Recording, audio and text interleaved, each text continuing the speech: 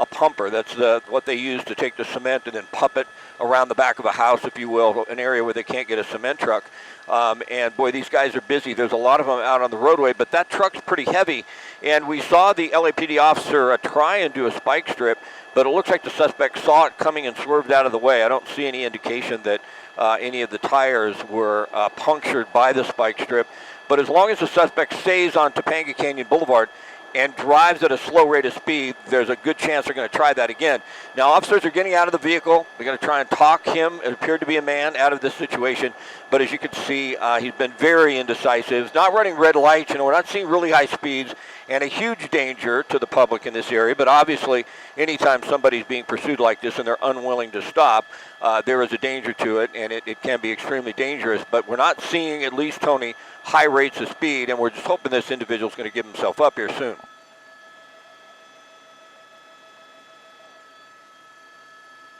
Yeah.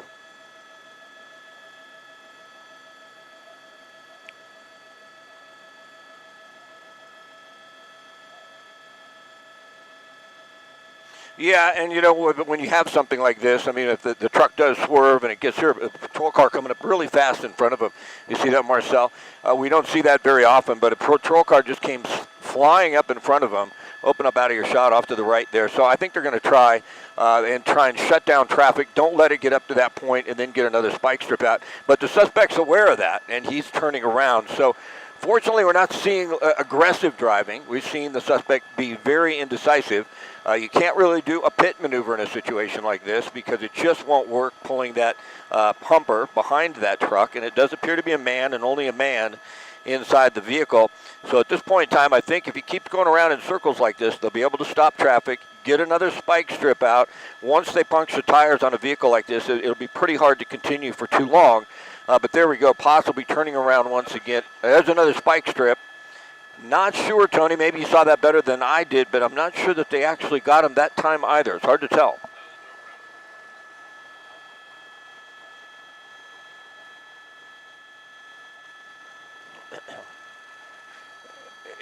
Yeah, it did. I mean, it was a construction worker. He had his boots on. He had a dark shirt. It looked like it might have matched the Atomic, I think it says on the side of there.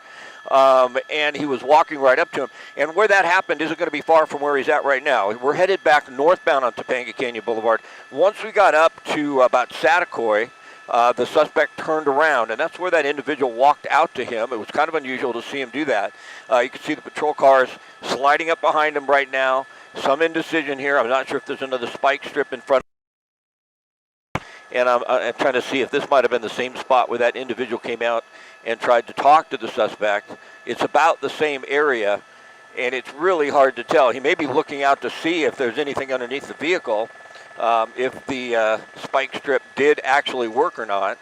And open up a little bit, Marcel, because it's so slow here. I'm just trying to get an idea exactly what LAPD is trying to do. Even open up a little bit more and see what their strategy is. It kind of appears to us, Tony, they may go to tracking. We're hearing that. In which case, what they're going to do is they're just going to let the patrol cars back off, and they're going to let the helicopter follow this individual until he comes to a stop, or is in an area where they can send in the patrol cars, which seems like a pretty good strategy because, what they can do right now isn't much, and he's driving so slow, it doesn't look like we have much of a danger to the public. So for the moment, and it changes so rapidly, but for the moment, open up, Marcel. Once again, we did hear they were going to go to tracking, but, for the most part, they're still right behind him. So I think they're really trying to decide right now, supervisors watching this, and trying to figure out exactly how they should handle it.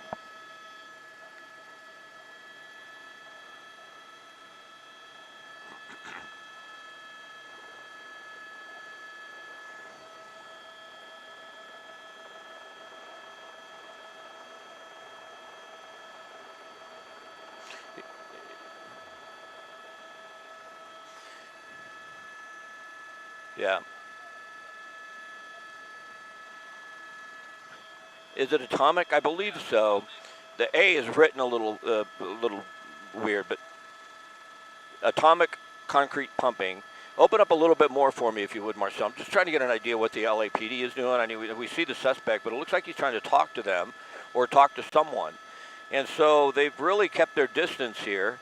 I'm not sure they're going to try and get... Yeah, I'm not sure if they're going to try and get ahead of them. You see on the top left portion of your screen, an LAPD officer is going quickly down the alleyway. I really believe probably their best strategy right now is to try and get that spike strip out. They won't get in front of them. They don't want to try and stop them because, as you mentioned, it's a heavy vehicle. It's a big truck, low center of gravity, and that pumper weighs quite a bit too. That's a big, basically, engine that just pumps concrete. You know how heavy concrete is. So it's a heavy vehicle pulling a heavy trailer. And if he does get higher speeds, it can get extremely dangerous. Fortunately, we just haven't seen, over the speed limit. We haven't even seen the speed limit for the most part on these surface streets. So it'll be interesting, Tony, to see exactly how they handle this. If they want to back off completely and just follow it from the helicopter, or if they want to keep the patrol cars on them.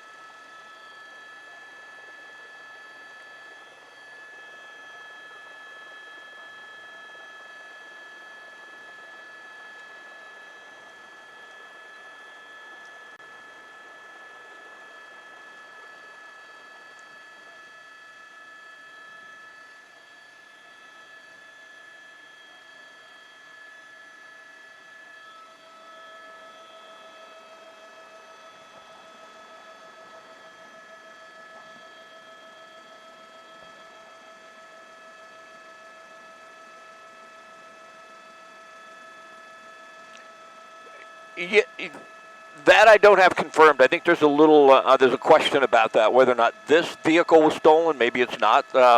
If the accident occurred, it was a hit and run, and the individual got out and got into this vehicle and took off, and now this is a stolen vehicle. We don't have confirmation of that. We're sort of piecing it together. That happens in these types of situations. It can be a little difficult, really, to get a handle on that because there's so much information. But it's on Topanga Canyon Boulevard, heading very slowly northbound.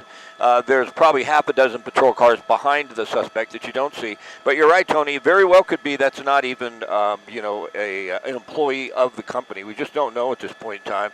The helicopter's overhead.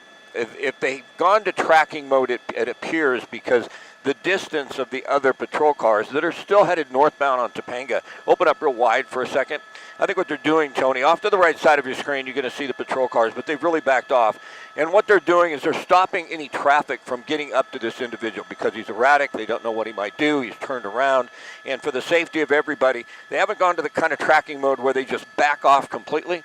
But what they've done is stop traffic northbound on Topanga Canyon Boulevard for safety, I believe. And the helicopter is overhead. And as you mentioned, the speeds are so slow. You got to wonder what the indecision is here, what's going on inside the driver, the suspect's mind at this point in time. Doesn't seem to be any rhyme or reason as to where they're headed or where he is headed. But certainly we're seeing at least the vehicle and the suspect obey the traffic laws as long as the patrol cars aren't right behind him. Now, when the patrol cars got right behind the suspect, we saw more erratic driving, and I think that's why they backed off. They're thinking about safety for the public first, and I think that's a good strategy right now.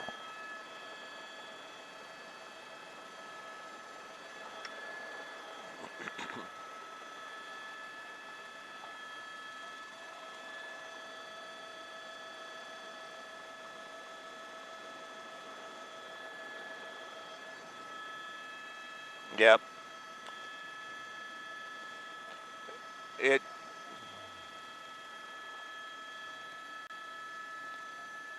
Exactly. It gets out so quickly these days in social media that once a pursuit is underway, you'll see people come out just to watch the pursuit. So it wouldn't surprise me if we see more people on Topanga Canyon Boulevard, just trying to get attention and waving.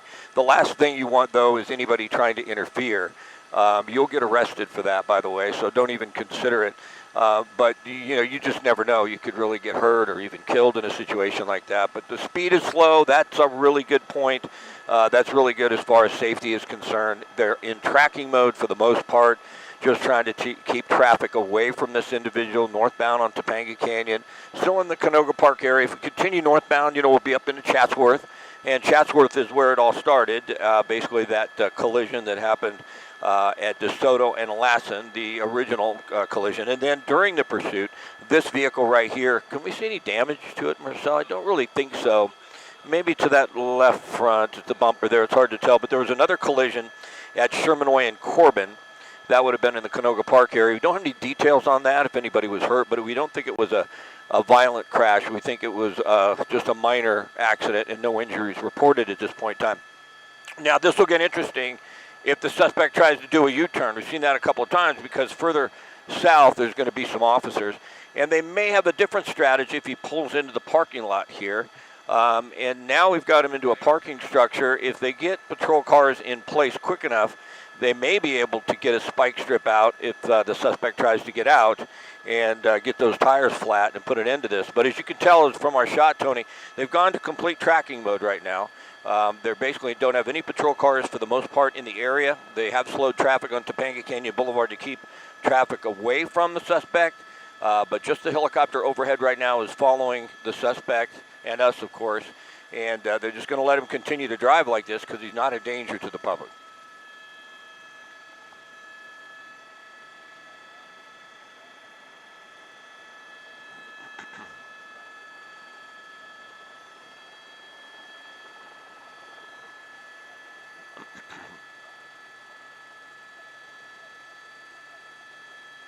Yep.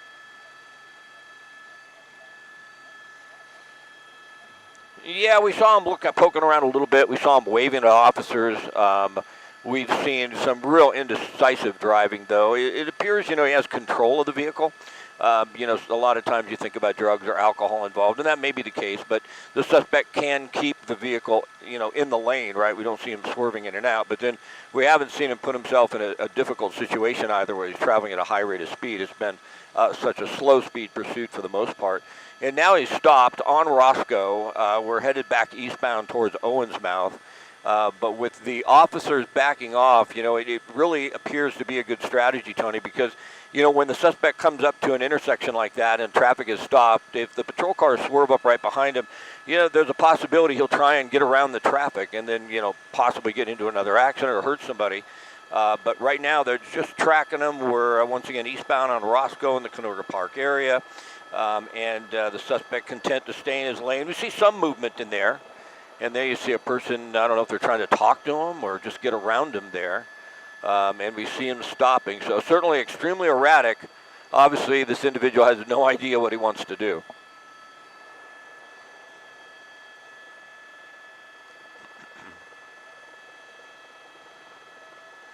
Oh, boy. Yeah.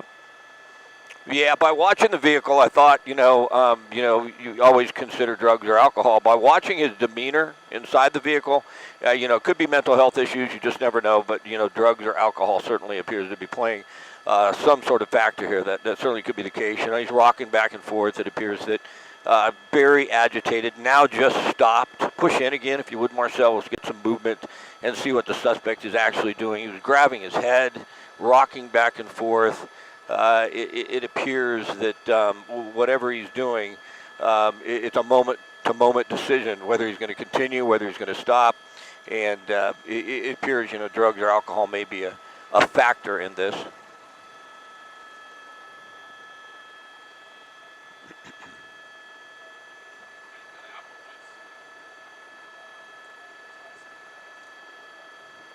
Yeah, Marcel's got a great camera in the back. He said, "Look."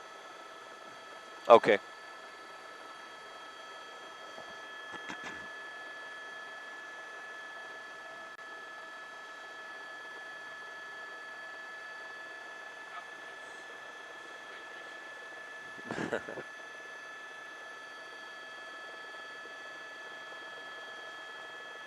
On Canoga Avenue now?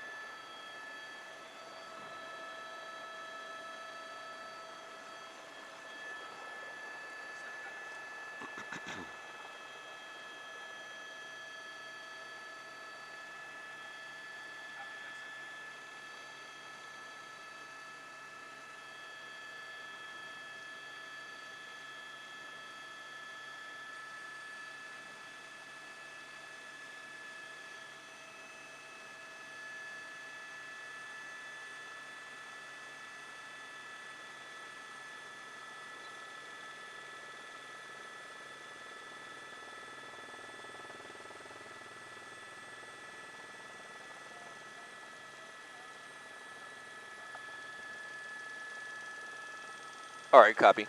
Are we waiting to go on programming, or are we just streaming? Go ahead, Booth.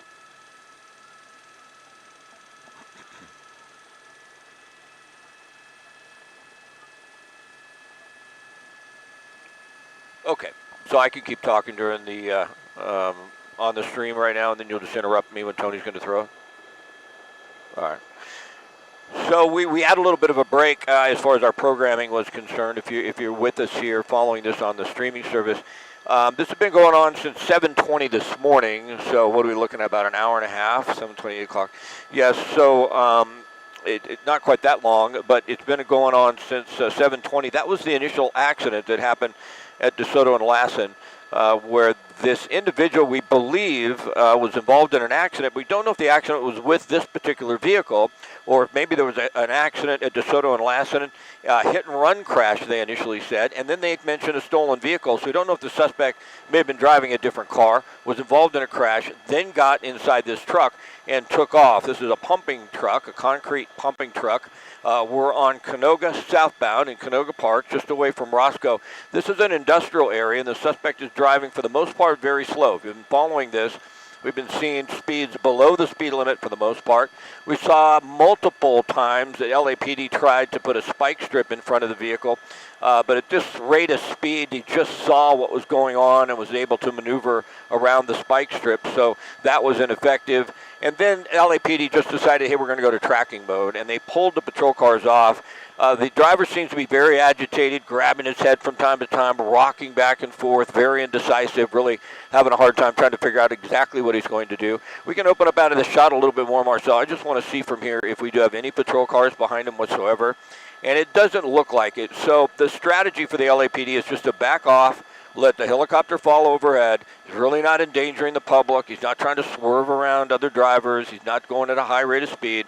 And hopefully at some point in time he'll come to his senses and just give himself up, and this will end without incident. Now, it's kind of the first time we've seen him really try and squeeze by some of the cars at this intersection up to this stoplight.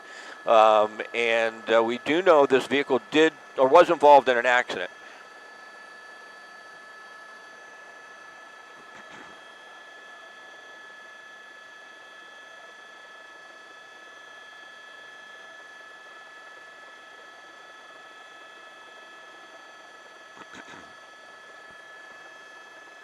Yeah, Tony, they've gone into a mode where they just backed off altogether, tracking mode. They have an LAPD helicopter overhead. We've seen this vehicle travel for the most part at the speed limit. It's a concrete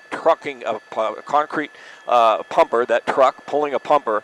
We're in the Canoga Park area on Canoga, headed southbound. LAPD's backed off. We've been watching the driver, very agitated, rocking back and forth, stopping and then going and then stopping and going, very indecisive. Doesn't appear that he really has any idea what he wants to do. Fortunately, we're not seeing a speed that's endangering anyone. That's the good news at this point in time. We've been on Topanga Canyon. We've been on Roscoe. A lot of surface streets here in the Canoga Park area. Started 7:20 this morning in the Chatsworth area with a traffic collision at Sherman Way and Corbin. And it's unclear if the suspect stole this truck or not. If that could be the case, we just don't know. Haven't been able to confirm that information. But right now, helicopter overhead, following it from the air. They went to tracking mode. They backed off with the patrol cars on the ground. There were several attempts to try and do a spike strip, and I think they just figured, hey, it's not worth it. Suspect's not driving at a high enough rate of speed that he's endangering anyone. Let's just watch him from the helicopter. They're watching our feed. They're getting a really good idea exactly what this individual's doing. If he starts to get dangerous to the public, they'll move in and change their strategy, but right now they've backed off. We've seen a couple situations where people just know what's going on. We had a guy walk out to the truck a moment ago on his cell phone. It appears that as time goes by, more and more people realize there is a pursuit in this area of Canoga Park. I think it's going to make a turn here onto Sherman Way in this intersection, and so we've seen people actually walk out towards this individual. I don't see him on the phone, though. He was drinking some apple juice a moment ago. A lot of times you'll see a suspect get on the phone and start calling people, and those people will come out to meet him. Doesn't appear to be the case in this situation. But fortunately, Tony, he's driving at a slow rate of speed, really not endangering anybody, but this is a weird maneuver right here. For a moment there, I thought he was going to try another U-turn, and that's a long vehicle considering the truck and the trailer, that pumper, that concrete pumper. That can be a little tricky. So we'll see what happens here. We're just hoping nobody gets hurt for the most part. Once again, there have been two collisions, the initial one in Chatsworth, then one in Northridge. One involving this vehicle, one involving possibly a different vehicle, the initial accident. That's we're still trying to confirm, but there's a concrete truck right there. So that's exactly what that pumper does. They take the concrete out of the cement truck, they put it into that pumper, and then you see all those hoses in the back of the truck. They can pump that concrete to the back of a house or to a construction project where they can't get the cement truck to. So now we're still in an industrial area. We're driving down a small little street, Eaton Avenue, in Canoga Park. It'll be interesting to see exactly where the suspect goes. If he has any idea where he's going, it's kind of hard to tell, Tony, because you could tell, you know, I mean, he was pretty agitated inside that vehicle. It didn't look like he had any idea what he was doing, and it appeared, you know, either a mental health issue of some type or drugs or alcohol. You just don't act like that. This individual, it's hard to say if they know him. It almost looks like they did. They don't have a cell phone out, and they're almost, you know, waving to stop. So it could be that he's driving into an area he's familiar with and he knows some people at.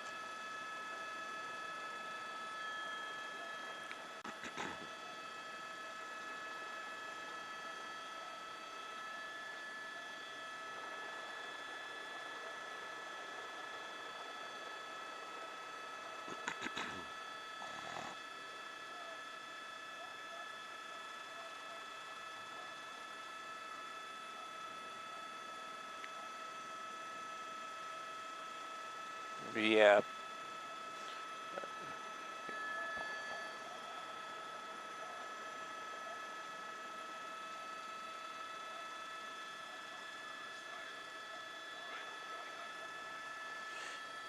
Yeah.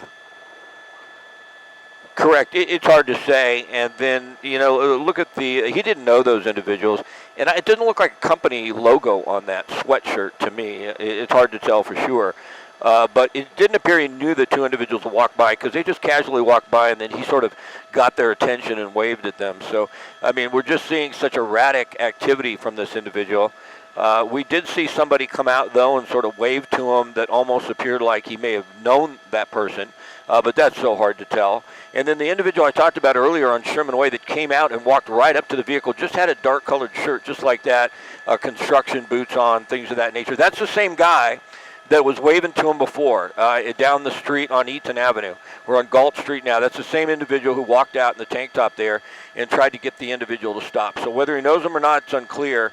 But boy, so indecisive right now. And I think what we may see now, that they're in tracking mode, but we know the suspect's in this one area. LAPD can get in here probably pretty easily, maybe get a spike strip down, just to make sure this doesn't go too fast, doesn't get out of hand. It's a better spot here, I think, to try and stop this in this commercial area than it was, say, on Sherman Way with all that traffic.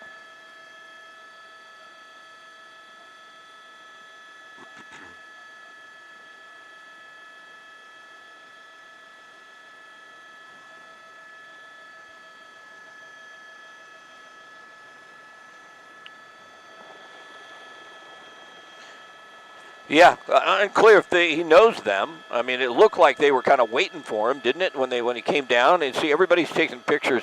It just gets out so quickly on social media where this is and what's going on. And a lot of times it's hard to tell if the individual out there waving at the person who's driving, the suspect, if they know him or not, because they catch it on social media. That's the same van we saw a moment ago, remember?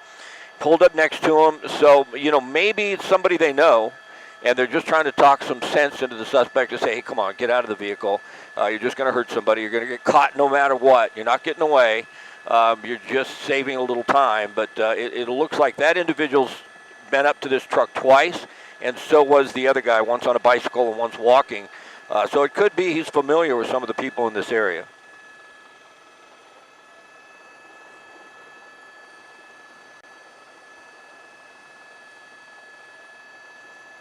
Okay.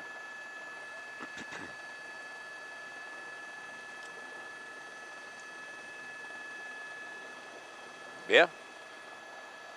Uh-huh. No, very possible. I mean, time will tell, right? We'll figure that out. I've seen a lot of concrete pumper trucks, different situations. If they're going to like a house or something like that, they sometimes don't even put the vest on. But that one individual who walked up to the truck over on Topanga Canyon Boulevard was wearing a black shirt, exactly like that one, tan pants, and then construction boots. Now here we start to see some real indecision. Why the individual, the suspect, decided he didn't want to turn down that street? There's someone there. That could be why. It's hard to tell.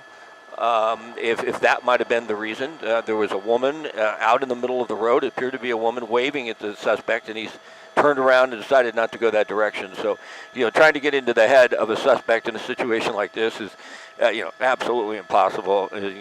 Fact is stranger than fiction when you follow these pursuits. It's just, you never know, and you'll make a lot of speculation, and in most cases you're wrong. But right now it's just really hard to say where he's going to head. We're headed out of that commercial area, that real good area we were in a few moments ago, Tony, where it was, just commercial, and now we've headed towards some homes. And, that sort of changes things as well. Even though traveling at a slow rate of speed, kids out on the bicycle, things of that nature. It's getting that time of the morning. They may be out. Most of the kids are out of school for summer, and you hate to see that. And you do see speed pick up just a little bit there for a moment. The speed really hasn't been a factor where we're like, oh, my goodness, this is going to hurt or kill somebody. But you just never know. I've followed a lot of these pursuits, Tony, and a suspect will drive like this, and then all of a sudden you just start driving crazy. And we certainly hope that doesn't happen. We'll bring up real-time speed tracking. I don't think we're too fast, but we're back up at 30, where a while ago we were at 9 miles an hour. So it gives you an idea just how erratic this individual is.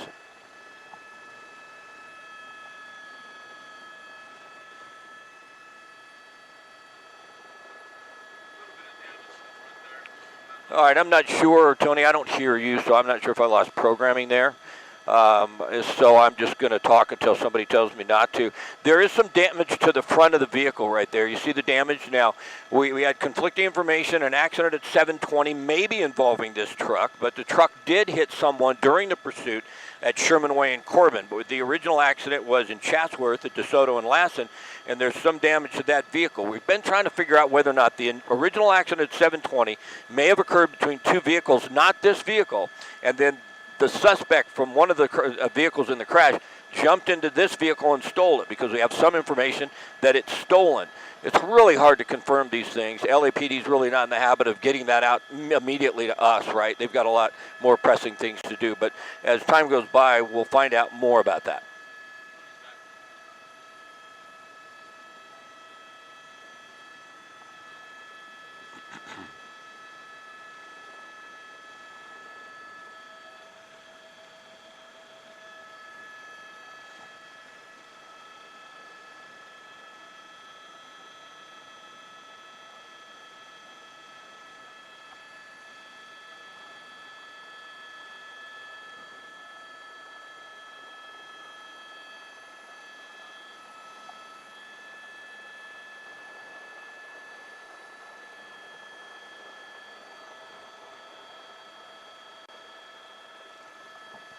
Yeah, we're on DeSoto. Looks like he's pulling into the intersection. Kind of looks a little strange there.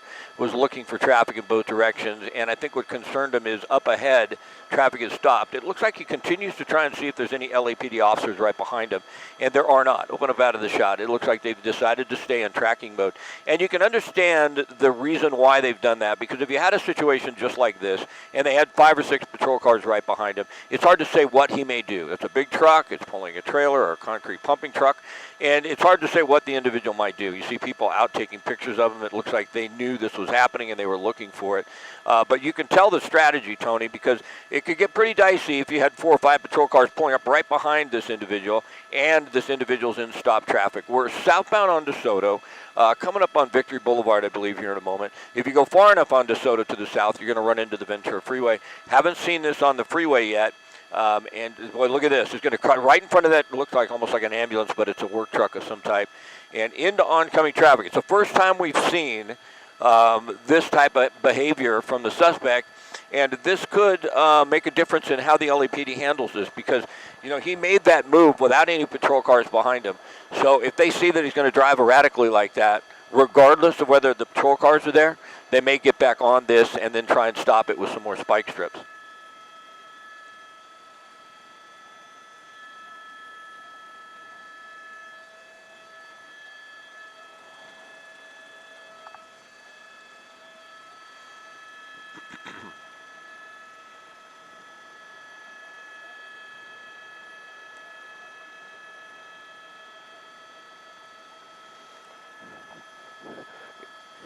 Yeah, It's crazy. We do know this vehicle was involved in an accident, so more than likely that's the damage in the front. We didn't think it was much, and that's the accident that happened at Sherman Way in Corbin. The original accident happened to DeSoto and Lassen in Chatsworth. So it looks like he's made a turn onto Victory Boulevard, headed eastbound now on Victory, and when he makes a turn, he speeds up a bit. That's really our concern here, our high rates of speed with this vehicle, just because it's so hard to maneuver. You got a trailer behind it. It's got a low center of gravity. It's a big, probably 2-ton truck. I mean, this truck is really heavy, could cause a lot of damage, even if it only hits something going relatively slow. And we've seen too many of these incidents, Tony, where, people have gotten seriously injured or even killed. And that's really, when we watch these things, what we worry about. Now, as we continue on Victory Boulevard, headed eastbound, looks like this is going to be a light he can just go right through. I still see no patrol cars behind him, and I don't see any traffic in front of him. Victory Boulevard looks pretty good until you get quite a bit further to the east, towards the 405. So at this point in time, maybe he'll just run out of gas, right? The helicopter overhead won't. I mean, they'll just send in another one. The helicopters do run out of gas, or they get low on fuel, but then LAPD would just send in another one to take over. And at this point, the best thing could be to just run out of gas.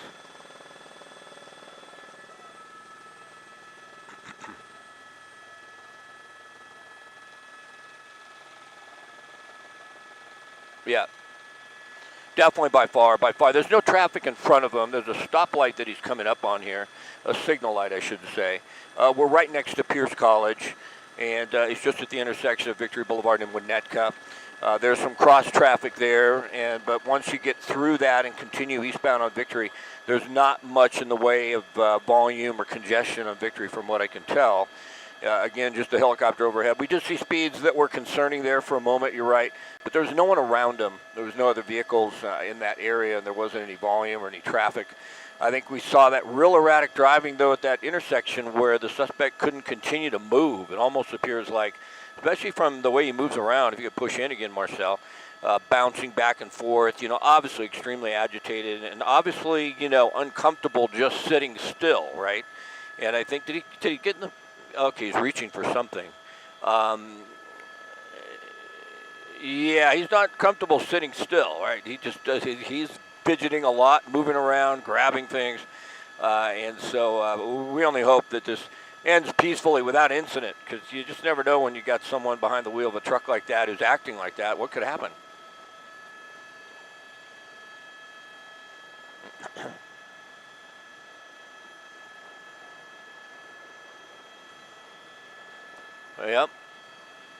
Yep, we're going to be northbound on Winnetka now, away from Victory Boulevard. So we'll be headed back up really towards where this all happened. If you take Winnetka further north, DeSoto's only one street to the west, and Lassen is about a mile north of here. So it's hard to say. Might be stopping for a moment. We've seen the suspect stop so many times, make U-turns on Topanga Canyon Boulevard, make real erratic moves. When you're traveling at a slow rate of speed, when they throw out the spike strip, right, if you're not moving fast, it's kind of hard for the LAPD to do it really quick. I mean, because he sees them. If you're traveling at 50 or 60, you might be able to hide behind a car and throw it out. When you're doing 9 miles an hour, he just sees them, and he was able to sort of go around and maneuver around the spike strips that they threw out on Topanga Canyon Boulevard earlier. So now we're northbound on Winnetka. And as I mentioned, if they continue north like this, there's not much volume. There's stop light traffic, but there's no stop traffic from what I can tell all the way up to the 118. It's just some stops at the lights themselves. And we'll just have to see what strategy they are going to continue with. But right now, it's tracking mode. Helicopter has them. Doesn't appear to be a danger to the public. And again, best case scenario, he just gets out of the vehicle, runs out of gas, and this ends without incident. But, he's obviously extremely erratic. He's not comfortable sitting still. He's fidgeting, bouncing up and down, making all sorts of gestures to people. And that's just a dangerous recipe. You never know what an individual like that might do.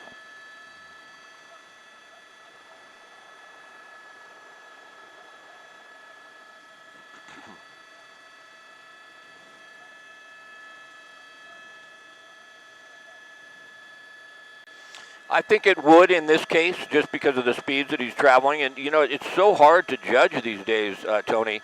We see different agencies with different policies. We see CHP that seems to be a little more aggressive in following the pursuits. We see the sheriff's department's backing off completely immediately. So it's really hard to tell, the supervisor watching this, exactly which strategy they're going to employ, because it's not the same across all agencies. But I do believe what you said is accurate, that if this starts to get extremely erratic, it becomes a danger to the public, they feel like this individual is going to hurt somebody, then I think their strategy will change. It looks like he might be making a left turn into another parking area here. There's a bowling alley there, if I'm not mistaken. If he makes that left turn and doesn't go to the intersection, it's Winnetka, and I think that might be right before Victory Boulevard, if I'm not mistaken. There's a hotel there, there's a bowling alley, and it appears he might be trying to pull into that parking lot there. So, LAPD knows that. The patrol cars know that. At this point in time, it's whether or not they want to try and get them to come to this location. I mean, they're not tracking right behind it, but they're aware it's going on, and they're in the vicinity. They're just trying to make sure that their presence doesn't make the suspect drive more erratically and endanger someone.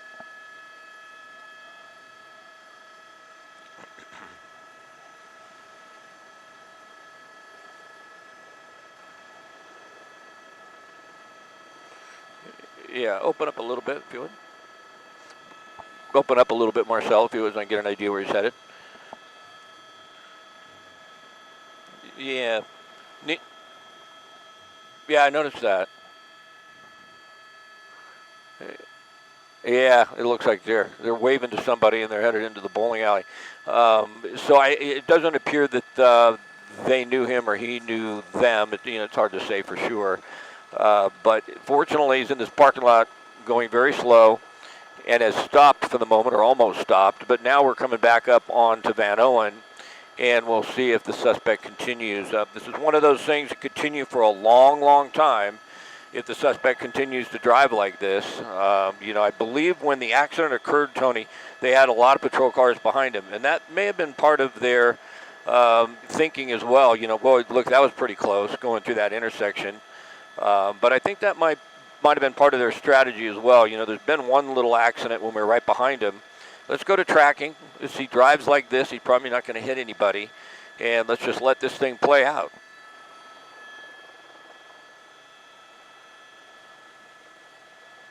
Yeah.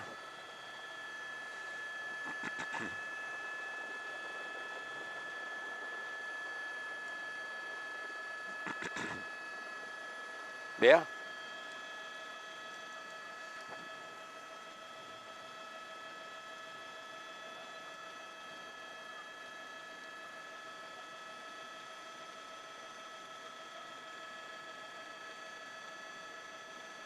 Yeah.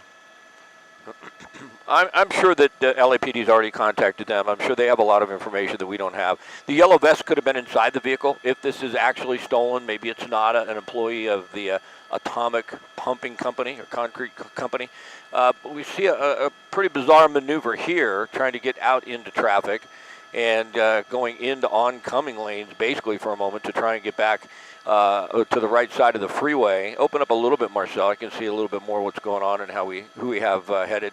So there was nobody coming at him at that point, and now he's been able to cut over into the direction of traffic that he's heading. You see the LAPD helicopter fly by there. But boy, such erratic behavior, Tony, by that driver. I think that's what scares me the most in this situation. It's certainly not the pace that the suspect's driving, but it's just he's so erratic. I mean, obviously you look at that and the first thing comes to mind, more than likely drugs or alcohol, because, when you can't sit still, when you're that erratic, when you're bouncing up and down, when you're grabbing for things and throwing things, certainly that's, in a lot of instances, that is the issue. Sometimes it could be mental health issues too. We've seen that in the past, but some pretty erratic behavior by this guy.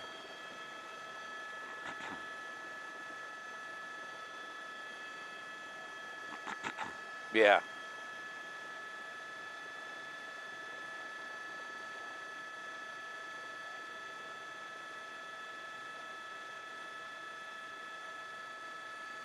Yeah, absolutely. You see him make that turn. You see how the trailer follows behind, but there was a motorcycle there. And fortunately, we're at a low rate of speed, a slow speed, and hopefully he stops here. But, We've seen this so many times. It looks like he's going to pull over to the shoulder and stop, maybe get some shade there for a moment, but unfortunately that's not the case. And then all of a sudden the speed's up a bit. We'll bring up the real-time speed tracker once again because now the speeds have increased. And we did see almost 60 there, I think, for a moment, and then down to 9 miles an hour. And we are northbound on Winnetka. We were on Winnetka, and then we got off it, and then we got back on Winnetka. So basically staying in the same area, the San Fernando Valley, the Canoga Park, Chatsworth, Northridge area. For the most part, we haven't seen him venture out of that area. Whether that indicates he's familiar with the area or not, who knows at this point in time. That van pulled up and doesn't appear to have any indication of what's going on. And without all the patrol cars behind, not as many people realize that this is happening. Still tracking, though. Pull out wide for me, if you would, Marcel, just to get an idea if we see any LAPD vehicles pulling into the area. And at this point in time, we do not. I don't see any, Tony. I'm not sure if you do with that wide shot, but we'll push back in. And fortunately, as we mentioned over and over again, he's not driving very fast, and that's good news. You see a bicyclist there on the shoulder on the right. That can be dangerous, especially when you have somebody as erratic as this guy driving.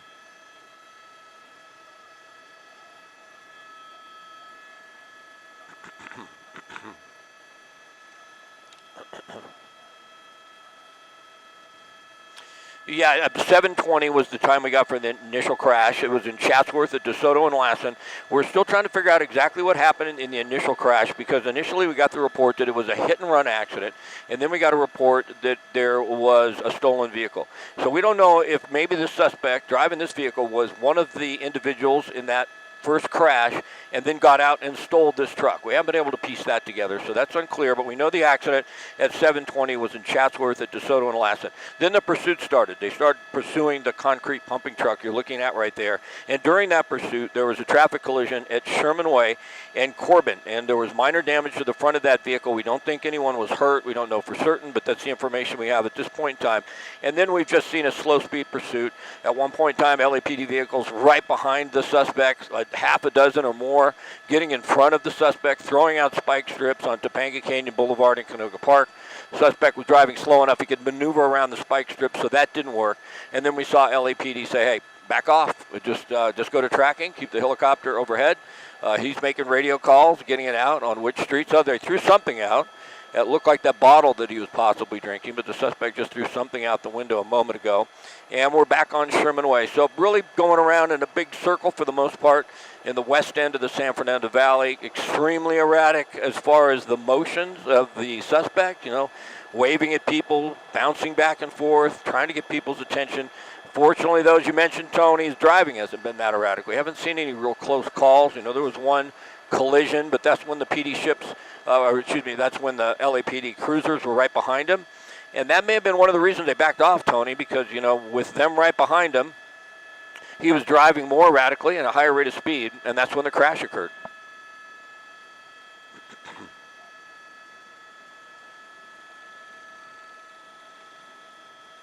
Yeah.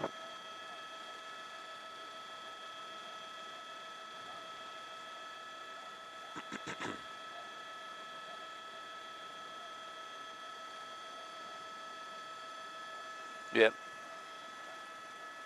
Oh, absolutely, especially with a truck this big. And it's like we look at it, it's still a pursuit, right? I mean, they're still in pursuit. They're just in tracking mode, meaning that the patrol cars aren't right behind them. The helicopter's making radio calls, so every LAPD officer in this area knows exactly where this is headed. They got complete calls. You're westbound on Sherman Way coming up on Mason, 9 miles an hour. They're going to get that update from the helicopter over and over and over again. So everybody knows. In a lot of cases, that maybe getting that information out to units to say, hey, just stay away from this guy.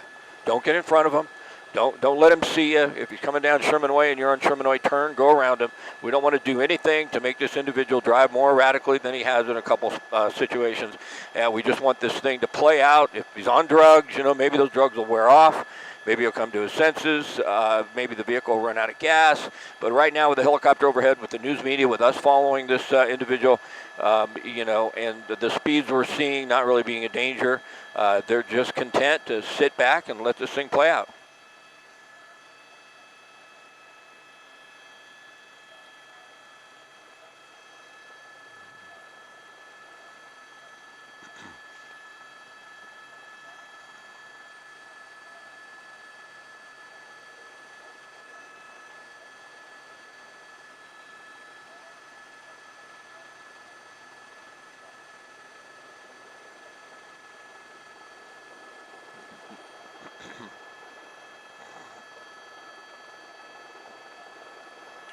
Yeah, all across the West End, and I think it's a pretty good bet to say that the LAPD knows whether or not the suspect's an employee of the trucking company, the atomic concrete pumping company, or not. I'm sure they've made some calls. I'm sure they've done some investigation. I mean, we're looking at over an hour now, so they've got an idea who they're dealing with. Whether or not, if it's an employee, then they probably know exactly who the individual is by now. They've probably been able to figure that out. If it's not an employee, if the initial accident occurred, and which may be the case, I'm able to confirm, and then the suspect in that initial accident in Chatsworth jumped out and then hopped into this truck and drove away, which is possible, we're trying to piece things together, then they may not know who this individual is. But if he's employed by the company, you can bet they know by now. So they're going to have a lot better information than we have. In a lot of cases, Tony, we see the suspect on the cell phone. And when they're on the cell phone, in a lot of cases, that's a pretty good indicator they're talking to someone like a friend or, family member. And the family member is trying to talk some sense into them, and the family member is talking to the police. In this situation, I haven't seen any activity on the cell phone, but certainly extremely agitated behavior.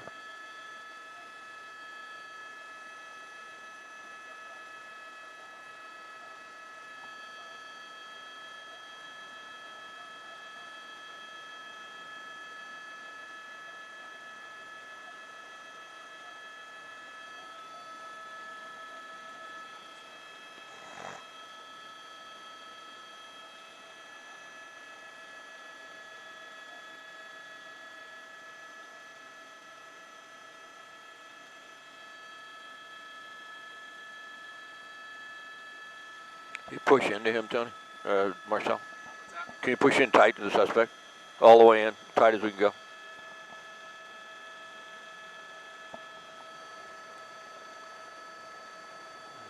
Very good.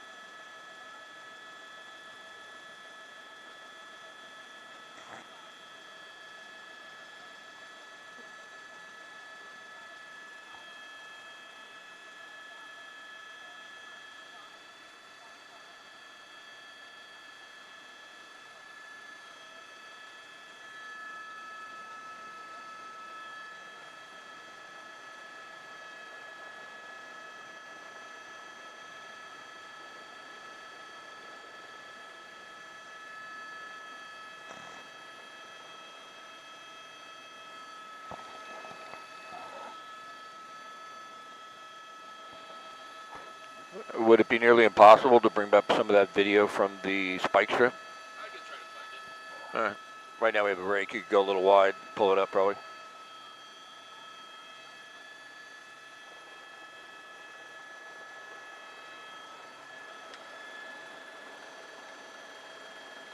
Oh, police are behind him again. Open up. They've decided to get right behind him again. Yeah.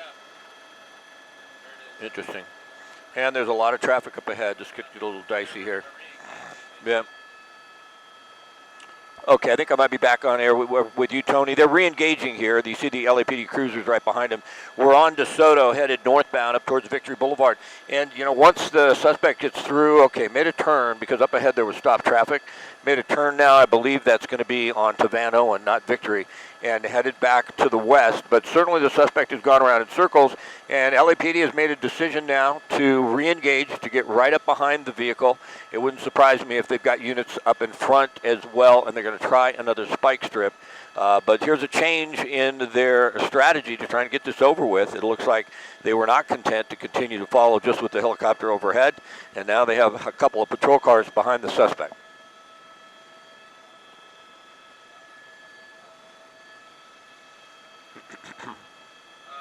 Tell Michelle they're on hang over switch.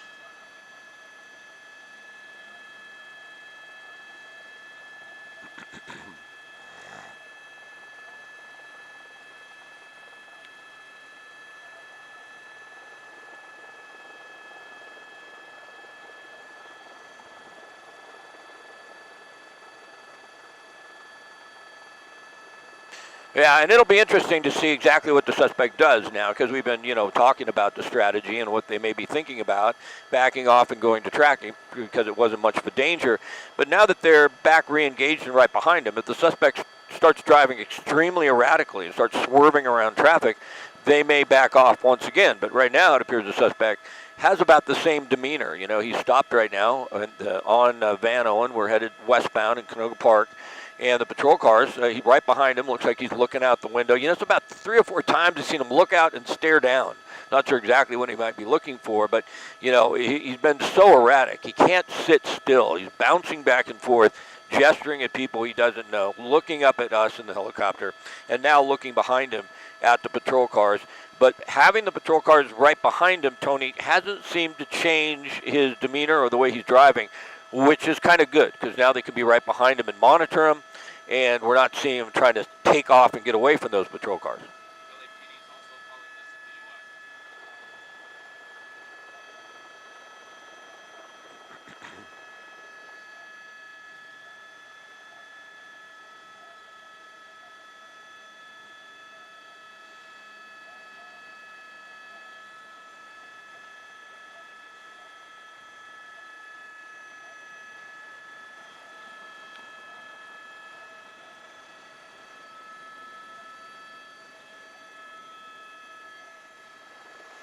Yeah, and we understand now they're saying it's a DUI, and it doesn't appear to me like he's driving under the influence of alcohol. Yeah, I could be totally wrong on that, but it appears from his demeanor that it's going to be more than just alcohol in this individual's system. He has fairly good control of the vehicle. Like, he can stay in his lane. We don't see him swerving too badly, but boy, the way he's jumping up and down and can't sit still. Police do say now he's driving under the influence of something. We are stopped now at Canoga Avenue in Woodland Hills, and if we open up a little bit, we'll get an idea what the patrol cars are doing. They're going to open their door. They've got, you know, the bullhorn on there. They're going to try and get his attention, say, hey, come on, just give yourself up. You're not going to get away. If they know who he is, which they may by now, they'll put his name out there to let the suspect know for sure that, you know, they know who he is. And right now we're completely stopped, Canoga and Victory Boulevard, headed eastbound at Canoga Avenue. And we're just going to have to see, or it might be the other way around, looking out the window south on Canoga at Victory, what the suspect does. But the good news is, Tony, you know, we're in an intersection right now. We've seen pursuits in a lot of cases. When this happens, the suspect go right through a red light, endanger himself and others. This suspect hasn't done anything like that. And I think that's why they went back to this track, or back to the re-engaging with the patrol cars right behind him, because it hasn't changed the way he's driving at all.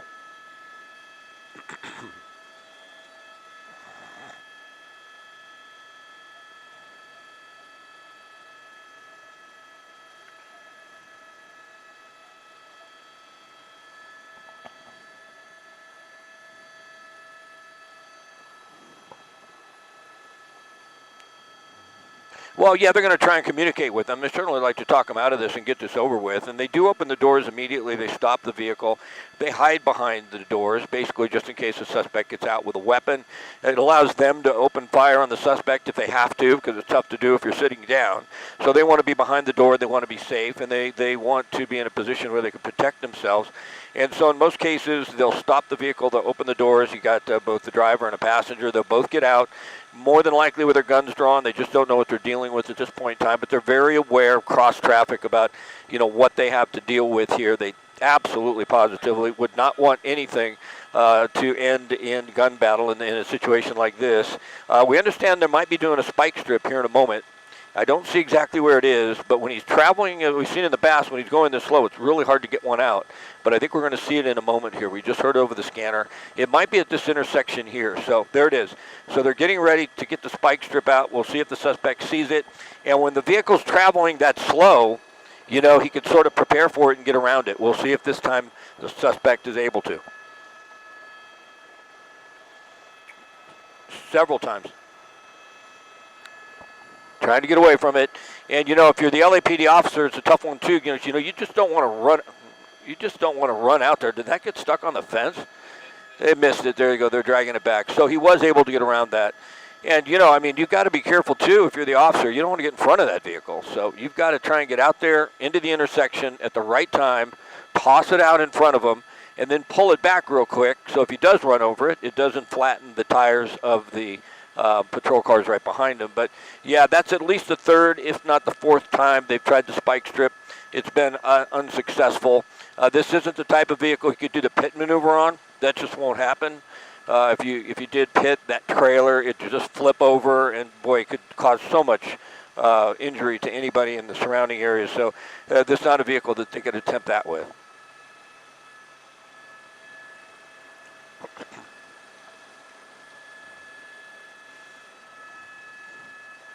Everything,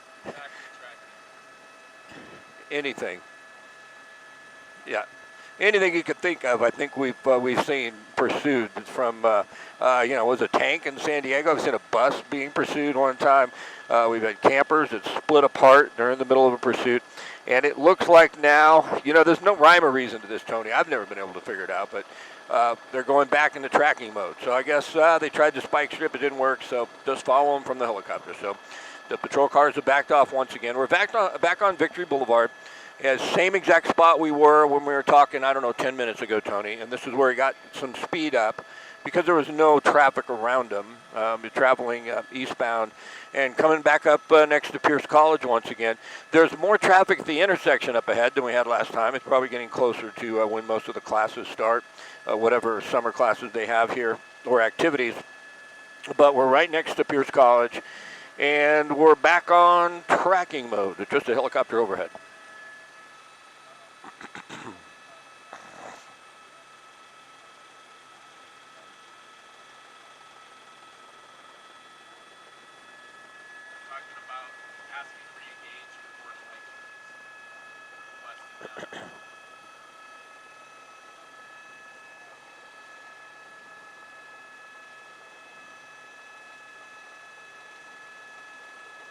Yeah.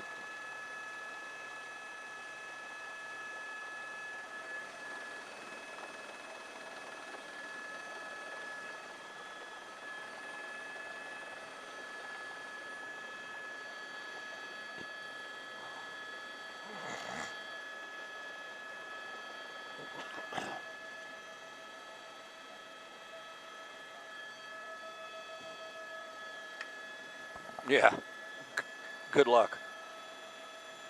Yeah, it really appears right from the start we sort of got an idea that was the case. Just by the way, he was so agitated, couldn't sit still, always moving around. I mean, you usually only see that type of activity from someone if they're under the influence of something. And now police have confirmed that. There is a little chatter right now about going back into surveillance, going back into mode right behind him, re-engaging and trying another spike strip.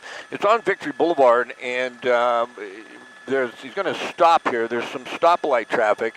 It's a little more difficult to do the spike strip in this area where you have long stretches. And I do see they're going to start to re-engage, it looks like. They're pulling up again. They're probably about a half mile away, but it looks like they're speeding up. In a situation like this where you don't have a lot of real major stops or areas where that you could hide for the spike strip, it's kind of difficult to do it. It's going to be easier on some of the, those blocks where you have a lot of a lot of things to hide behind, whether it's a vehicle that's parked on the shoulder. You see, Victory Boulevard, you really can't park on. You can on some spots, and the speeds will be a little higher on Victory, say, than they would be, on some of the smaller streets we've seen in the industrial area, the commercial area where the suspect was before.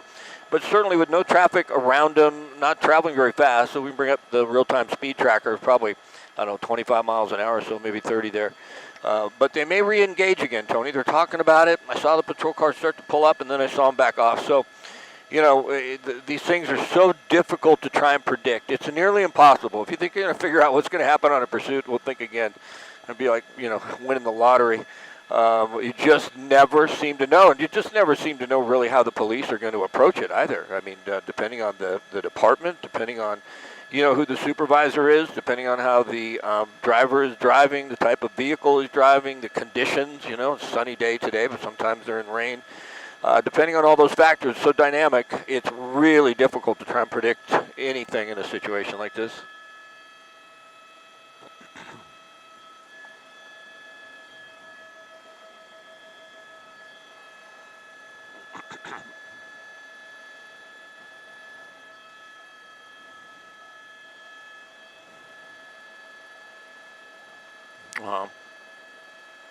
So we've been trying to piece it together completely. We know at 7:20 this morning there was an accident at the corner of DeSoto and Lassen in Chatsworth. And that accident came back as a hit-and-run crash. And then the pursuit started. We don't know if the suspect may have been driving the vehicle in the initial accident and then stole this vehicle or not. We just haven't been able to really confirm that. That's when the pursuit started.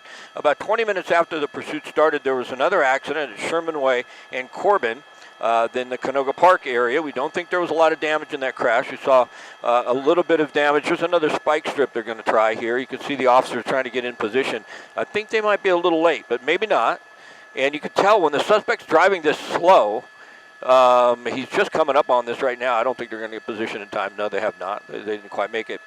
When they're driving this slow, the suspect can see them. And it makes it much more difficult. But getting back to after that initial accident, a stolen vehicle pursued. We believe this may be stolen. We don't know for sure. There was another crash. It wasn't a violent crash. There was only a little damage to the front of the vehicle. And that makes sense because the suspect hasn't been driving at a very high rate of speed. I think it's 4 times they've tried a spike strip. They've been on surveillance mode. They re-engaged, went back into a pursuit on the ground. During the whole time, they've had the LAPD helicopter overhead. Slow rate of speed right now on Victory Boulevard. Headed eastbound, stopping from time to time, extremely agitated, and we are hearing now from police. They believe he's driving under the influence of something. They're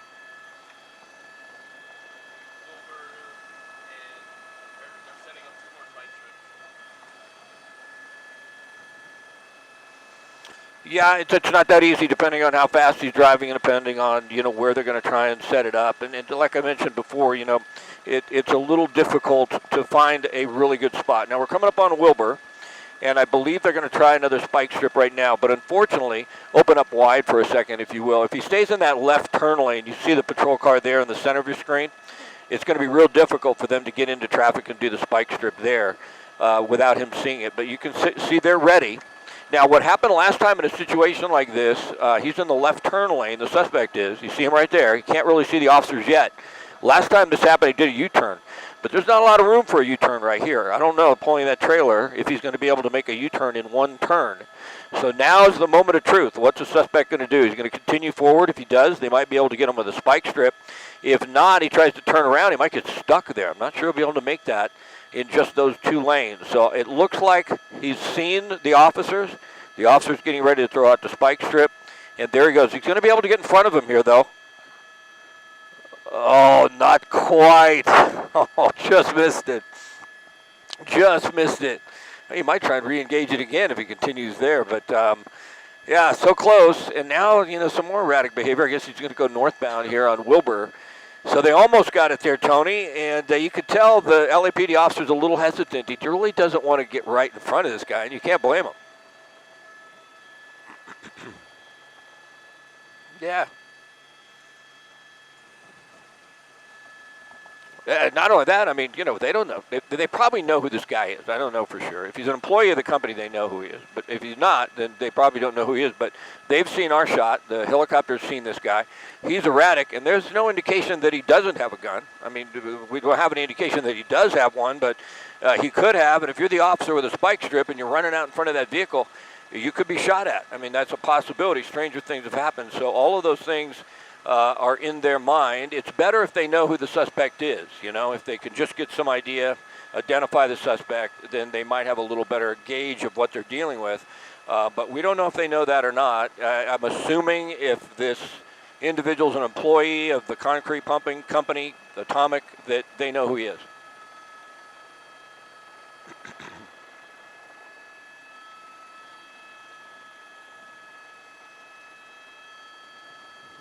Yeah.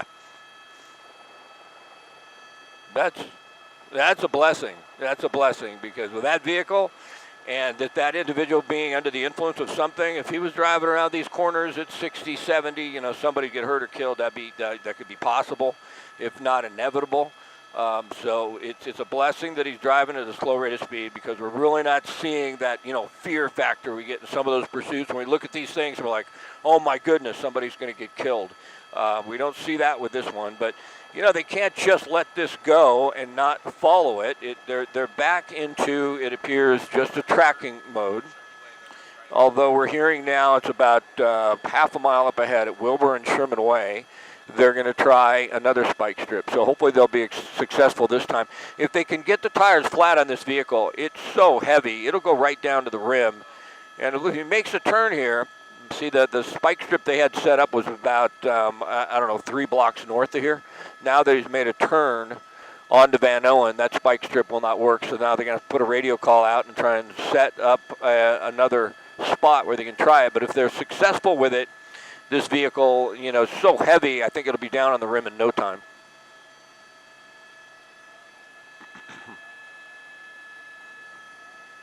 Hour and a half. Yep.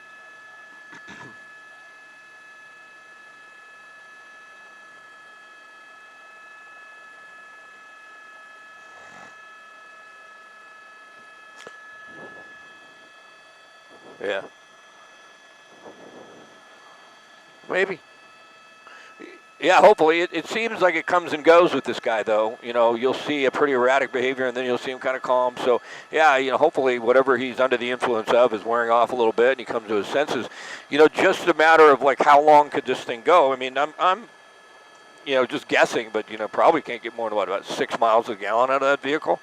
It's pretty heavy. It's towing something that's heavy. It probably has a pretty big fuel tank, but they probably talked to the company. They probably know how much fuel's in it. I believe LAPD would have that type of information. They'd want that.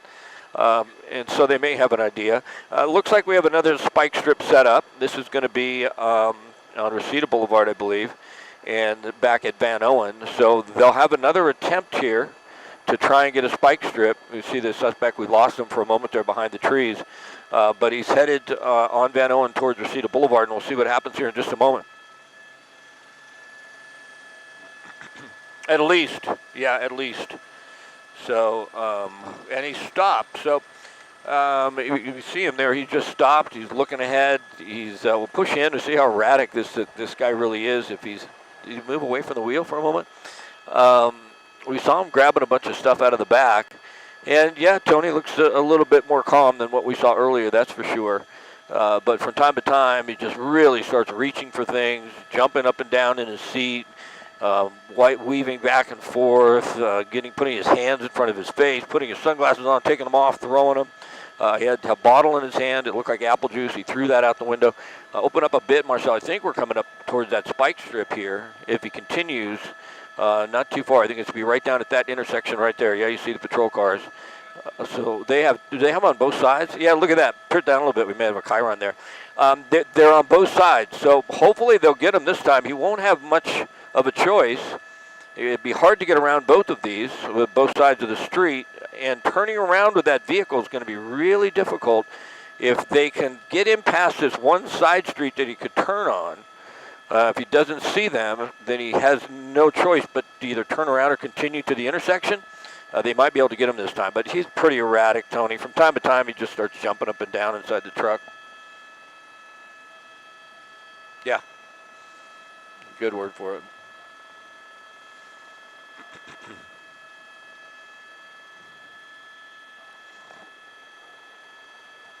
Yeah.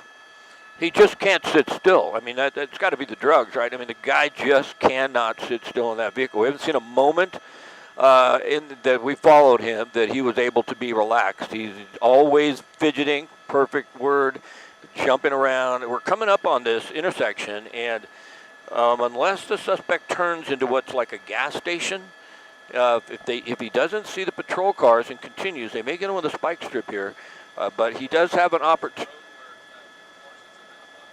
I see. There's some road work up ahead, too, that forces him into one lane. Great catch there, Marcel. You see that road work right there? That's going to force him into one lane. And past the intersection, come to the intersection real quick. You can see where the road work is and even more of it. And he's going to be forced into that lane. I think they're going to get him here unless he sees them and he turns into that gas station. Yeah, they're trying to hide to make sure he can't see them. But if he does notice them and he gets into that lane and he can't get out of it, I think they're going to get him right here with a spike strip this time. Fifth time's a charm.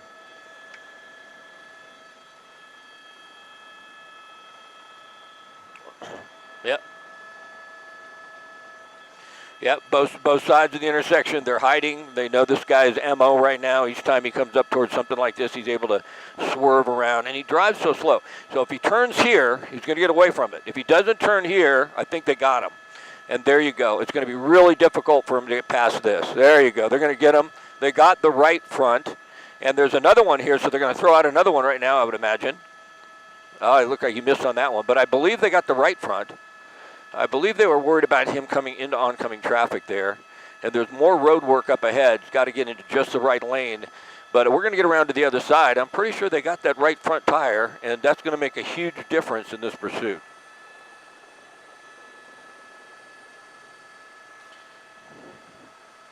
Or took the sweatshirt off if he had one on. I'm not certain. Yeah, I'm not certain about that.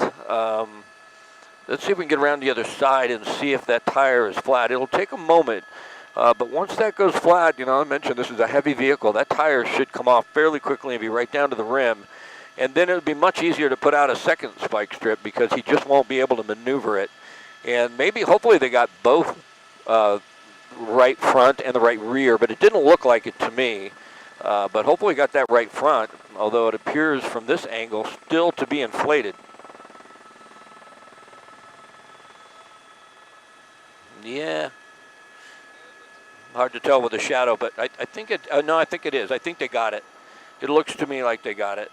On Etiwanda, slowly traveling southbound, stopped for a moment, and what we're going to see also, if that tire is flat, we're going to see some erratic moving in the front of that vehicle. It's just going to start to swerve a little bit.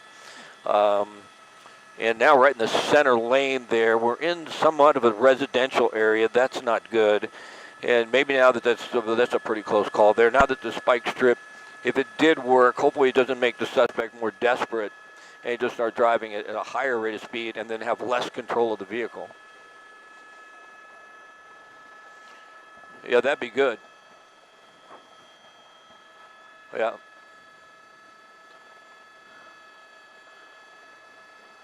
It looked like they hit it.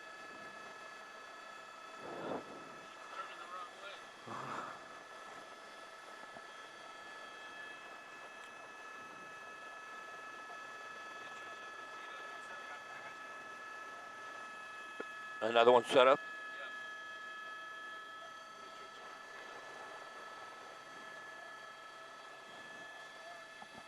Yeah. Oh, of course. They're going to try another one here in a moment. I can't believe they missed the last one. It looks like they got him. Maybe it's just going to take a while for that tire to completely run down. Maybe it's a run flat or something, although you would think it'd be flat by now. They're going to try another one right now, and these are small little streets here in Kittredge. They may be able to get in front of them, force them into an area, and get the spike strip out once again. So I don't know if this was the intersection. I think they talked about this intersection, but I don't see them getting set up in time. If they are hiding around the corner, they might be able to get them.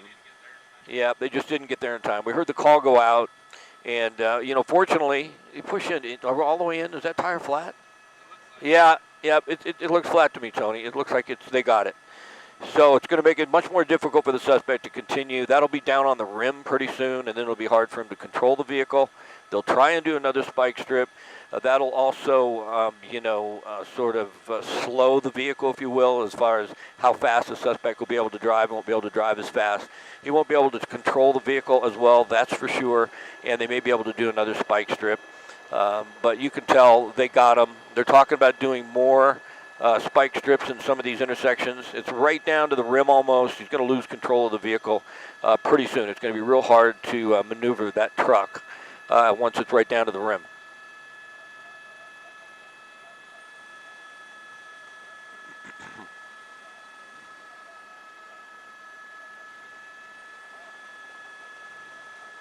Yep.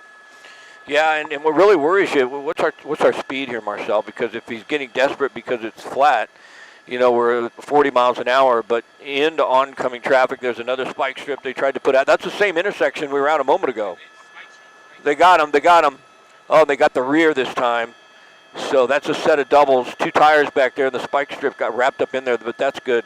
So you're going to have all the tires on the right side of this vehicle flat, and the suspect, they want to get that spike strip out of there. You saw him running because they don't want to cause flats for other vehicles. But the suspect keeps going around in circles, Tony. I mean, we've been in the West Valley the whole time, but that's the second time he came back to the same intersection.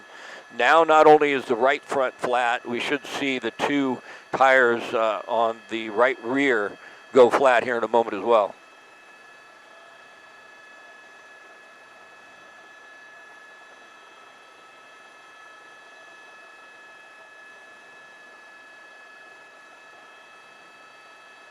So they weren't sure if the rear one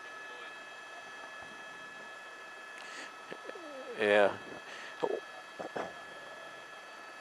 No, it'll slowly go right down to the rim, though. It just takes time. You know, that tire's just going to come off. If you travel at a higher rate of speed, it'll come off quicker, obviously, with more friction, and sometimes they even catch on fire. We are hearing now they're not certain if that spike strip actually deployed, if it flipped over and got that rear tire.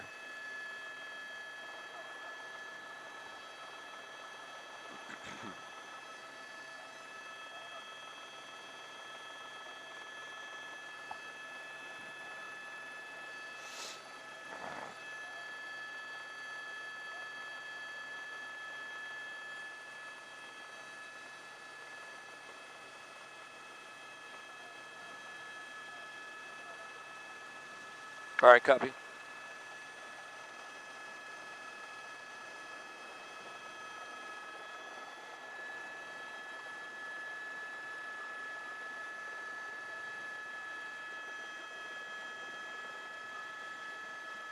Driver's side rear tire now deflated too. Great. So it's got the front and the driver's side rear. Oh, they got the driver's side rear, Yes. the left rear. Yeah. Left rear is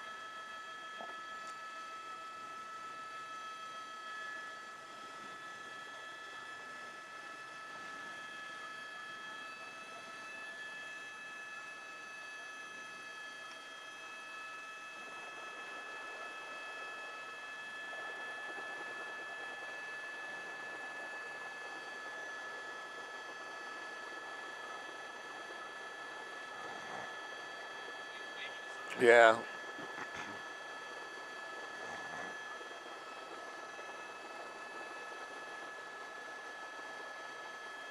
Copy.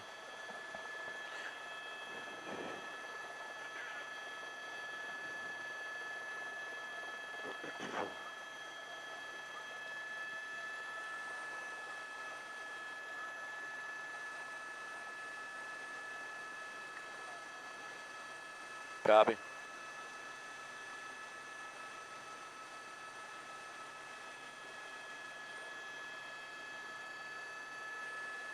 Well, went up over the curb there.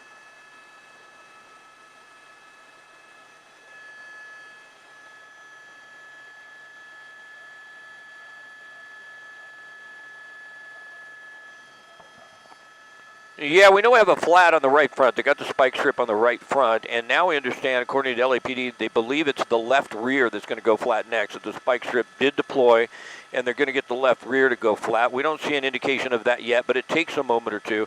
And if that becomes the case, it's going to be real difficult for the suspect to maintain control. But with one tire, tire down to the rim, the right front, and speeds at 50 miles an hour, here on Lindley Avenue in Reseda, it's gotten pretty dangerous. You know, before he was traveling like 9 miles an hour, could see the patrol cars. Now he's going to lose control of this vehicle because of the flat in the right front. And if we loses the left rear, we can push in tight. If that goes flat like we think it's going to be really hard to control this vehicle. It'll be really hard to maintain speed.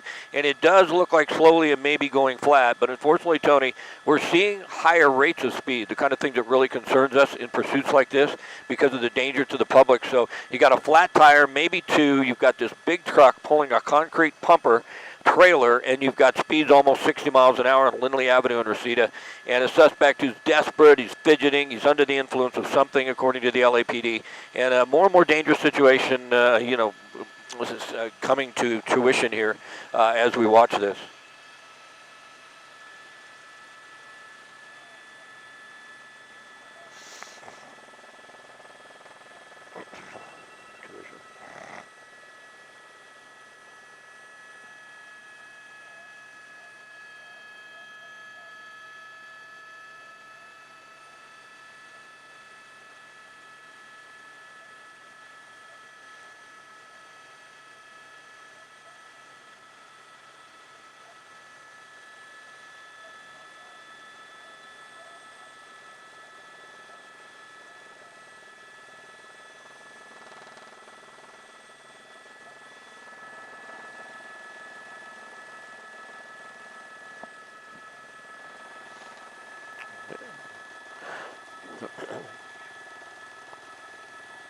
Yeah, you don't see it in the shot. The right front for sure is flat. It's right down to the rim.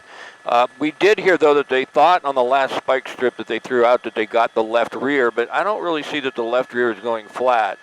So that may not be the case. So they just have the right front, from what we can tell at this point in time. Staying in about the same area here on Victory Boulevard in Tarzana. We've been mostly in Tarzana, Canoga Park. It all started up in Chatsworth about 7:20 this morning, and it hasn't been an extremely high-speed pursuit, but the suspect's been very erratic, fidgeting inside there. As we mentioned earlier, they say under the influence of something, and that the suspect just can't sit still. And when he does come to stops, though, if there's a pedestrian out, he seems to try and engage them. He's like, hey, come here, come here. There's going to be another spike strip, we think, right here at this intersection. There you go. You see the patrol car, and you see what they're going to do is try and hide until the last moment. If they can get the suspect to stay in that right lane and continue towards that intersection, he's in the center lane right now, but the right lane would be better because you can't get too far around that.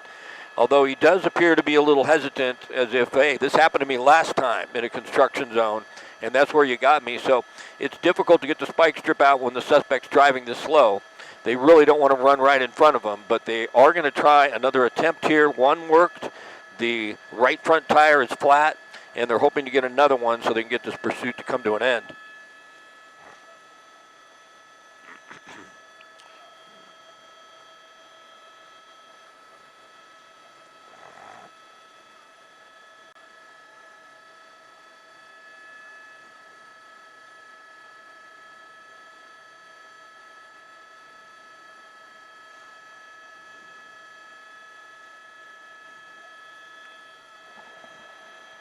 Is he putting his sweater back on?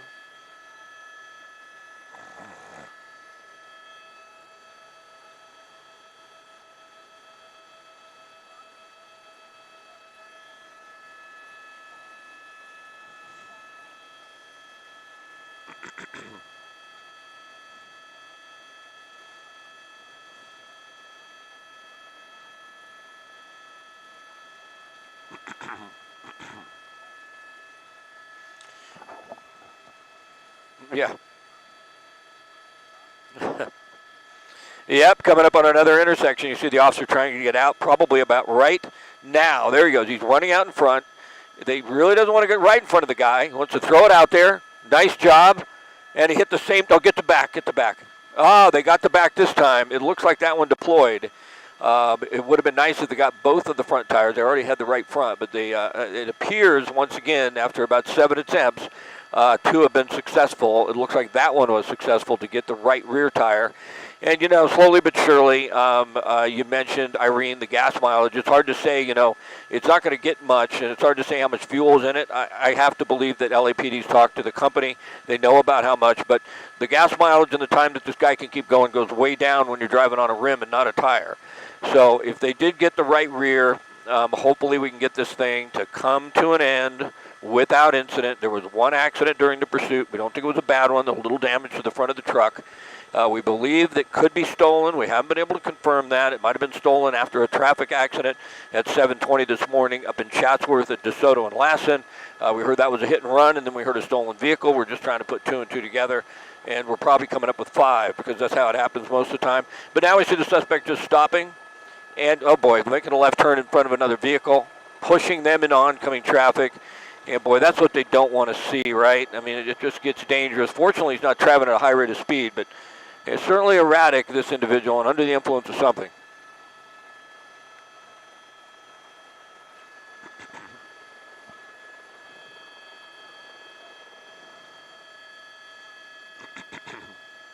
Well, he hasn't been on any freeways as far as we know. There's been one crash that was at Sherman Way and Corbin with this vehicle, not the original hit and run, which may have been with other vehicles. And I did not see that accident occur, but it doesn't appear to me that there's a lot of damage to the truck. You can see a little bit in the front, but you can tell he's having a hard time controlling the vehicle. It's going to get very difficult now that it gets down to the rim.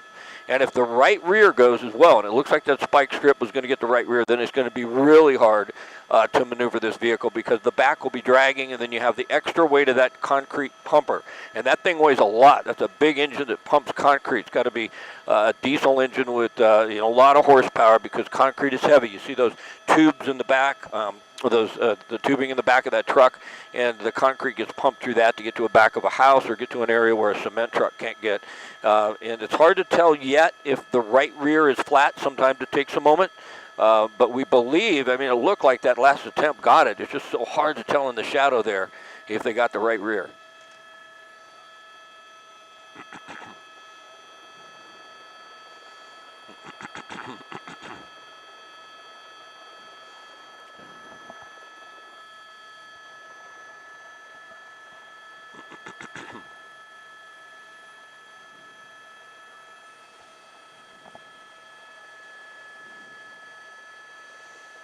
Yeah, of the spike strips, we thought 3 of them hit. One definitely did, and then the last one, I thought for sure they got it. But, you know, the way that spike strip is, when they throw it out, it still has to be upright. If it flips over on its side, then it's not going to work. And then also the officer is very aware of the fact that he's got to get it out real quick because the patrol cars behind it or other vehicles they don't want running over that spike strip. So it's just not easy in any case. We're not hearing about another one set up. I think they believed that they got the right rear. That's what we heard.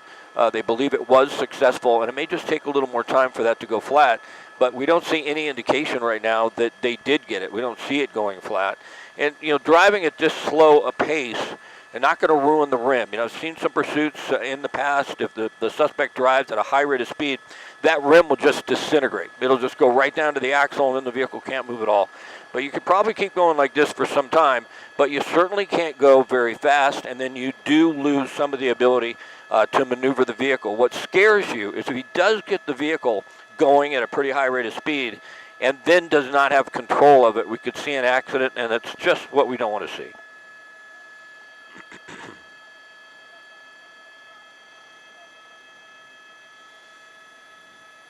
$20.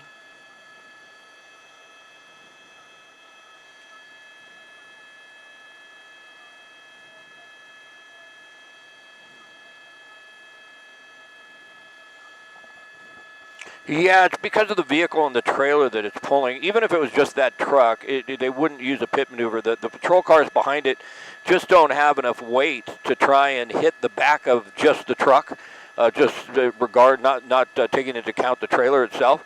And so they probably wouldn't do a pit maneuver on this vehicle regardless. It's just too heavy. It's too low to the ground. The center of gravity is low. But with that trailer behind it, you just can't do a pit maneuver. You can see what would happen. The trailer would flip and spin, and if that comes unhitched from the truck and then hits another vehicle, we just have so much traffic here, it just wouldn't be safe for the surrounding people, for the pedestrians, for the other motorists. So it appears to me, and I'm no expert at this, but it appears to me the pit maneuver is not an option in this one.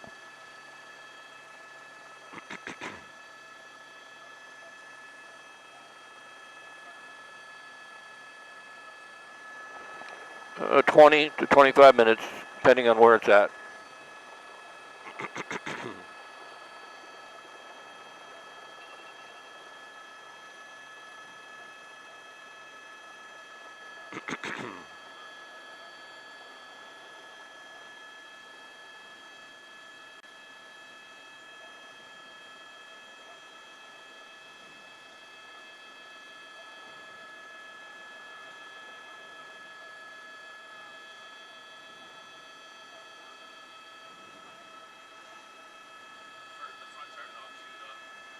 Yeah, didn't get the rear though.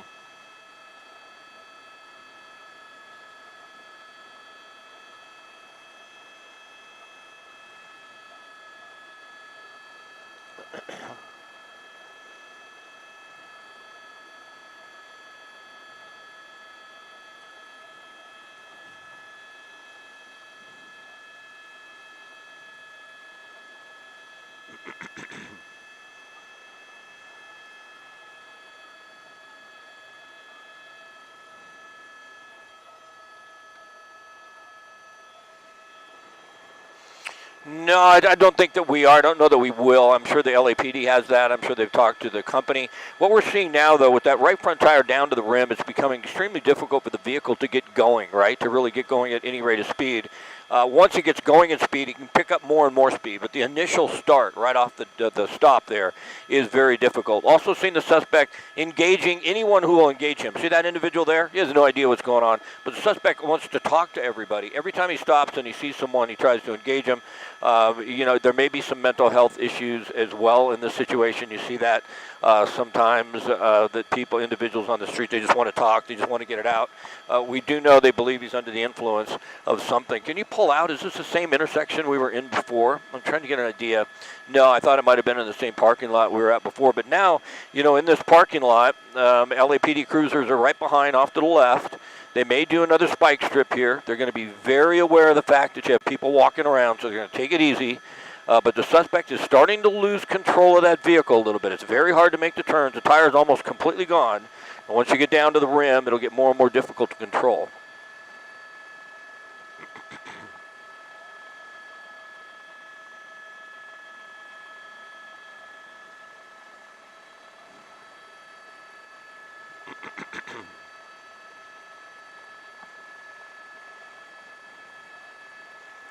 This is going to be tough. This is going to be tough, Tony, because if he's going to make a turn here, he's going to have to go through traffic. Open up a little bit. If he's going to make the right turn that he's trying to make, he's going to have to go through that traffic. And the vehicle just doesn't start that quickly.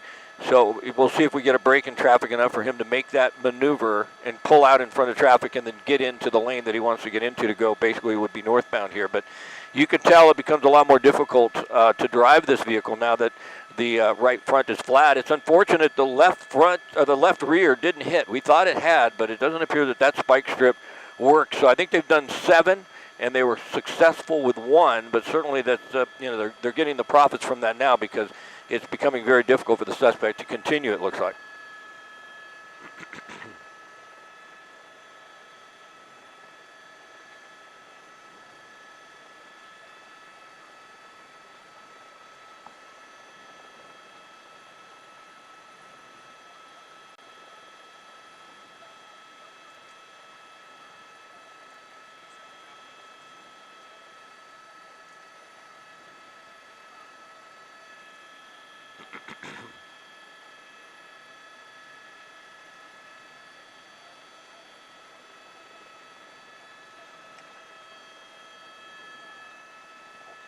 Let's open up a minute, Marcel. I just want to see where the patrol cars are. You saw the LAPD helicopter just fly through. And you see there the patrol cars in a line with 5 of them or so following slowly behind. So they haven't gone, completely to tracking mode like we'd seen before. This is like a partial tracking mode, right? The suspect can barely see these guys. So it wouldn't surprise me if they're in what they call a tracking mode because they're just not letting the suspect see them, giving the suspect maybe some false sense that they're not behind him or they don't know where he is. Because we do see him looking out the door all the time, looking back, engaging people on the shoulder, and just fidgeting, jumping up and down inside there basically. Just can't sit still. You can tell it really appears that he's under the influence of something. But they backed off a bit.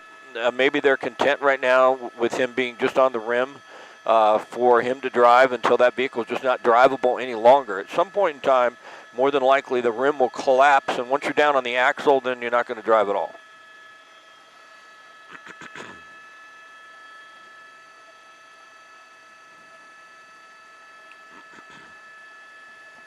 No, we really don't. We haven't got any information from the LAPD either. Obviously they've got a very good look. It looks like, it wasn't hot enough for him, so he put his sweatshirt back on.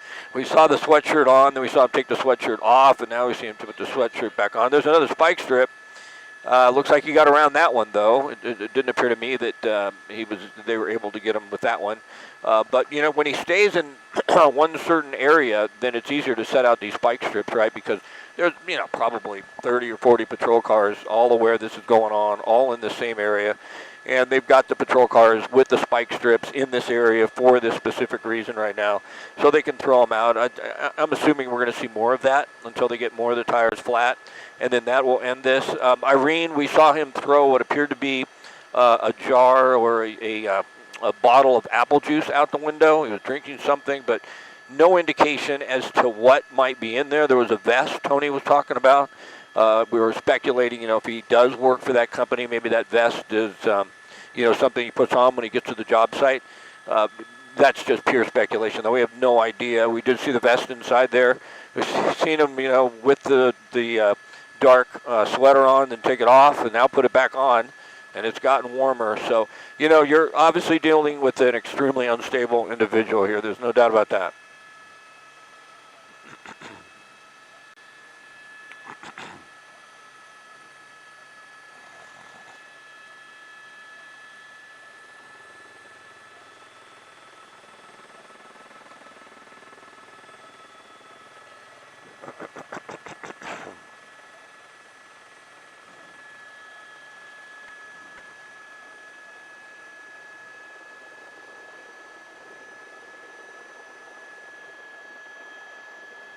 That's correct. I mean, it's got to hit. We saw it hit the tire. We saw the tire roll over, and it didn't work.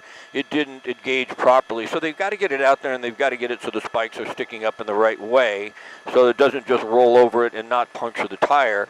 But it's not easy when the suspect's driving at 6 to 7 miles an hour, and he almost comes to a stop at every intersection. If you can imagine if he's doing the speed limit of 45 or 40 or whatever it is in this area, and then they hide and they throw it out real quick, if they could stop traffic behind them so they don't give other people flats, it'd be much easier. But in this situation, open up. Is there another spike strip here? Because a lot of times when we see him stop before an intersection, he believes that there's going to be a spike strip there. He's sort of tried so many times. Now, we don't see them, but you can tell what his strategy is if he has one, and that is, okay, oh, is the door open? Is he going to get out? Let's push on in. It's the first time we've seen the door open, and hopefully he just gets out of the vehicle. Unfortunately, that's not the case.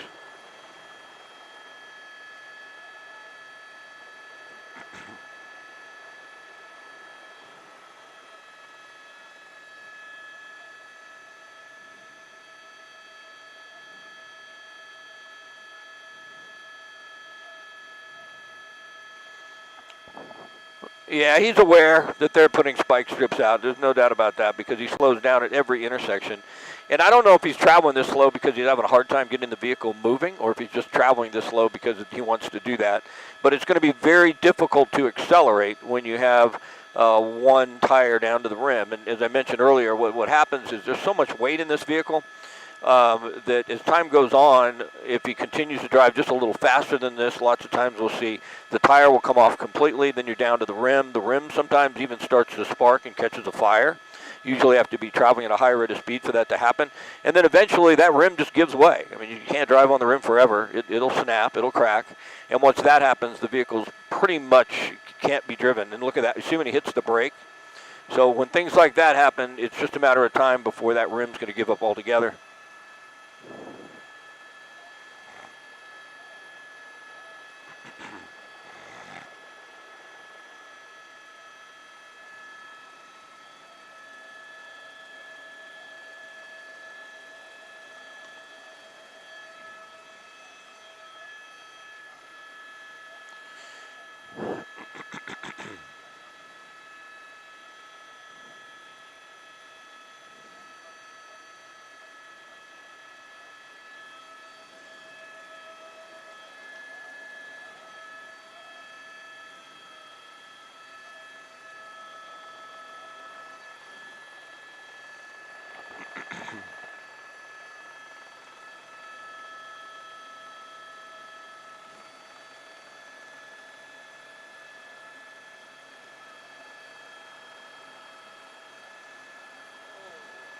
What happened?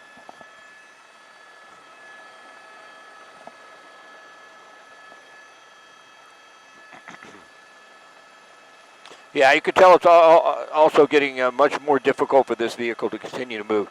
I want to show you out. It's too far. I won't pull out that far. But if you go about a block and a half away, you've got a half a dozen patrol cars. And I think what they're trying to do is just stop some of the traffic on Ventura Boulevard so people don't drive up next to them. It's inevitable. You can't stop all of it. But you see on the left side of your screen right there are the patrol cars. So they're trying to stop traffic on Ventura going westbound. There's some traffic they can't stop, like from these surface streets or the parking lots onto Ventura Boulevard, but they're trying to keep as many people away from him as possible, and they want to be right behind him if this comes to a stop and he makes a run for it.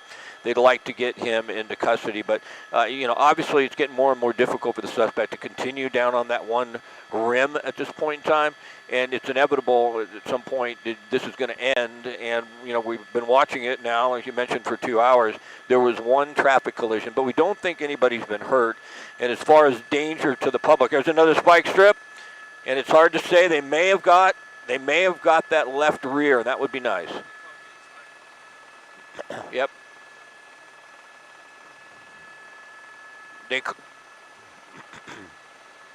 Yep.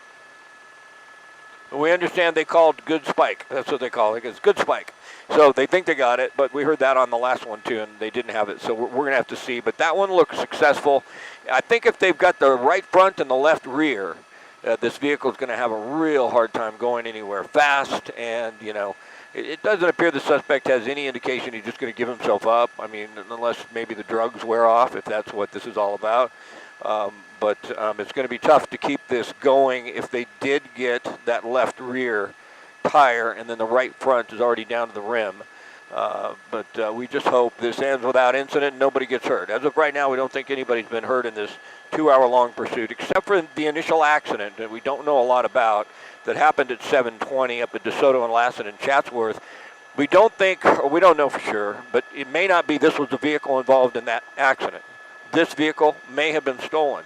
Pure speculation. We're just trying to piece things together. We don't know for sure, but we just know it was a hit-and-run incident, and then we know it was a stolen vehicle, we believed, in the pursuit, or one of the vehicles in the accident was a stolen vehicle. So it's hard. LAPD is not really interested in giving us that because they got so much other things to worry about, and you understand that. So we haven't been able to piece it all together, but if they did get the left rear, and I think they did because you see the vehicle swerving a bit, then I think this may be over soon.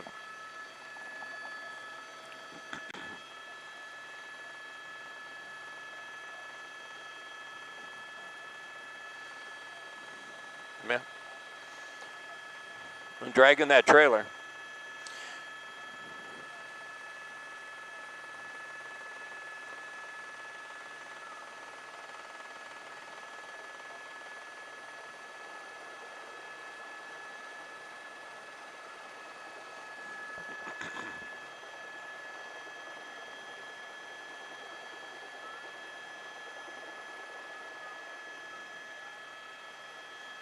Yeah, let's hope not much further, right? That's enough of this. And we just, like I said before, I mean, you follow these things. There's no rhyme and reason to them ever, but you just don't want anyone to get hurt. We're on Ventura Boulevard headed westbound into the Woodland Hills area, coming up on Winnetka. For the most part, the entire time, it started in Chatsworth. It's been in the Woodland Hills, Canoga Park area for the most part. And making a left turn here, I think what we're going to see is it's just going to be extremely difficult to maneuver and to control that truck if we do have the left rear flat. We haven't been able to get to that side and confirm it yet. We're working on that, but there's a lot of other aircrafts up here in the LAPD, and we have to have separation. So sometimes we can't get exactly where we want to get, but you can tell by the way it's sliding there. You see how it's kind of sliding? I'm pretty sure that left rear tire is right down to the rim as well. So I really have a feeling they're going to be able to stop this soon, or this vehicle is just not going to be able to continue. And it's really weird how he engages individuals. When he gets next to an individual, he engages, tries to talk to them. And I don't know what these two people are doing right here in front of him. If they really think they're trying to intervene and stop traffic, that's not a good idea. I don't know if that's the case, but look what it did to the suspect. It just made him speed up. Let's push into that and see if they got it. It's really hard to tell. Did they get maybe a tire on the trailer as well? Hopefully they got that left rear. It looks like it might be going down slowly, but it's just so hard to tell. And they may have just got the inner one and not the outer one. I think there's two tires on that double rim there. But you could tell when those individuals tried to stop him, he took off. And now you see somebody next to him. It looks like they're filming him. So I tell you, when these pursuits, yeah, they go on for a while. A lot of people want to get out and get involved, and it's not a good idea. No.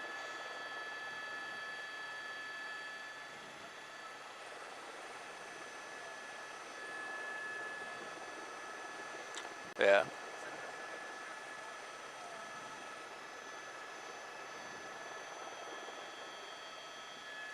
Yeah, I mean, drugs or psychosis, right? I mean, a lot of times, if you have a psychotic individual, they're going to try and start a conversation about nothing. That could be the case, but unfortunately, even though we heard good spike, push into that right rear. I mean, I don't see it flat yet. Maybe it's headed that direction, but once that goes completely flat, if it does seem to be wobbling a bit. So hopefully that's going to be the case. That's really going to deter where the suspect can go. But yeah, Irene, don't want to get involved. You can get arrested for being involved. You get involved in this thing, you try and intervene, you try and stop this. You can get arrested for that. They don't want you anywhere near that. And if you have any sense whatsoever, you're not going to. Is this BMW right here trying to speed up and take more pictures? It almost looks like it. Yeah.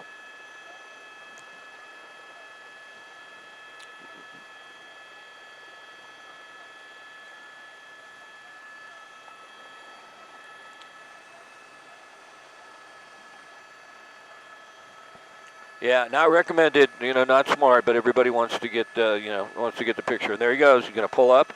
He's going to shoot with a phone. And boy, you just never know. I mean, he just may ram that vehicle just out of spite because the guy's doing that. It's not good. Push all the way into the tire. Unfortunately, I don't see the left rear going flat. A little flat, but we don't see it all the way down. So hopefully it's slowly going to go all the way down because that'll really restrict the maneuverability of this vehicle and hopefully stop this pursuit. Open up a little bit now that he's stopped, if you would, Marcel, just want to get an idea what's going on. So look at the tow truck, and it looks like, is that a G-Wagon or a Jeep? That's the same two vehicles that were in front of him before. It's a Jeep. And the same tow truck. Remember they tried to stop him a moment ago? So there's a lot of people in here on Ventura Boulevard that are basically engaging this thing. They shouldn't, but they are. And then you see the LAPD cruisers behind him, maybe 100 yards or so now. They've moved up a little bit. So they haven't gone completely away from tracking mode. They're still engaged somewhat, and then they have the helicopter overhead. And you could tell he continues to look back, and we'll just hope that tire in the right rear there, or the left rear there, goes flat soon.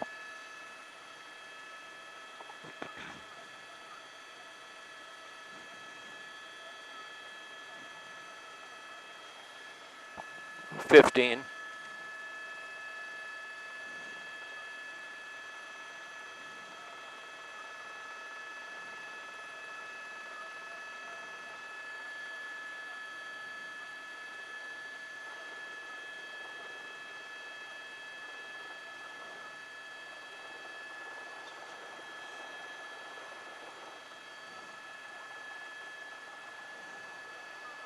Yeah.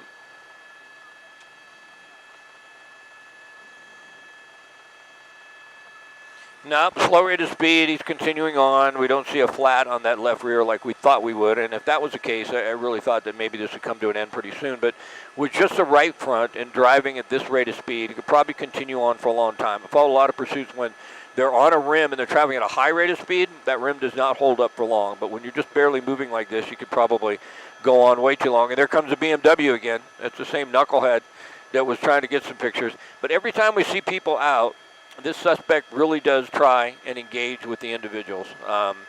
Every time he tries to get some gestures going, tries to talk to whoever is on the shoulder. And in a lot of cases, when we follow these pursuits, and almost all of them, we see the suspects on the phone. This individual hasn't been. We talked about how erratic he's been inside the cab of this truck, looking out, pointing down, gesturing at people, throwing bottles out, grabbing something from the back, looking at the tires, looking back at the police, and not for one moment does he sit still. So he's fidgeting, he's very nervous, he's, obviously, as I mentioned, according to the police, they believe he's under the influence of something.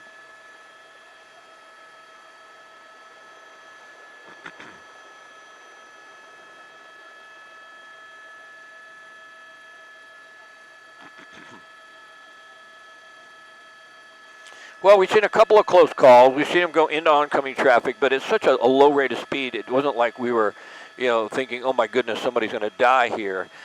He did make a couple of maneuvers and, pulling that trailer. The trailer went up onto the curb. We know at one point there was an accident during the pursuit at Sherman Way and Corbin.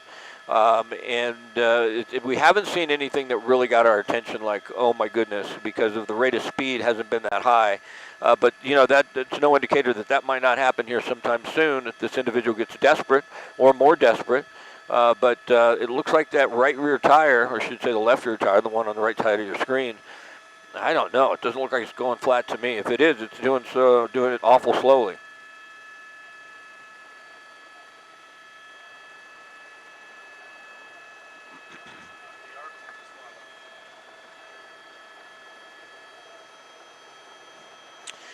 Yeah, they initially tried several times on Topanga Canyon Boulevard. Those were all unsuccessful. At this point in time, we only believe of the 7 or 8 that they tried, one was successful. And it's not easy for them to deploy it in some situations.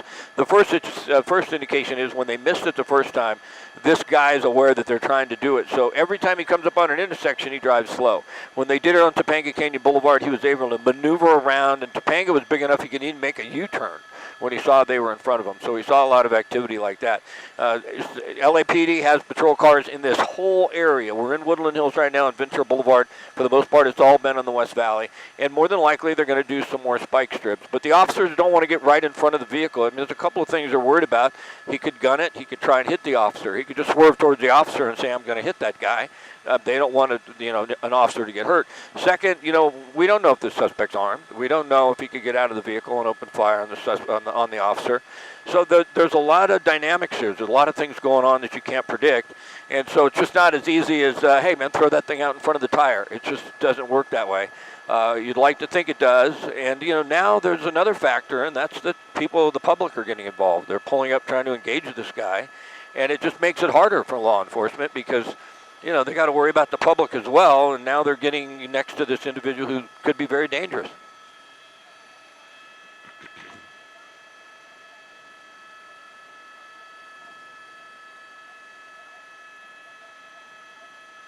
Yep.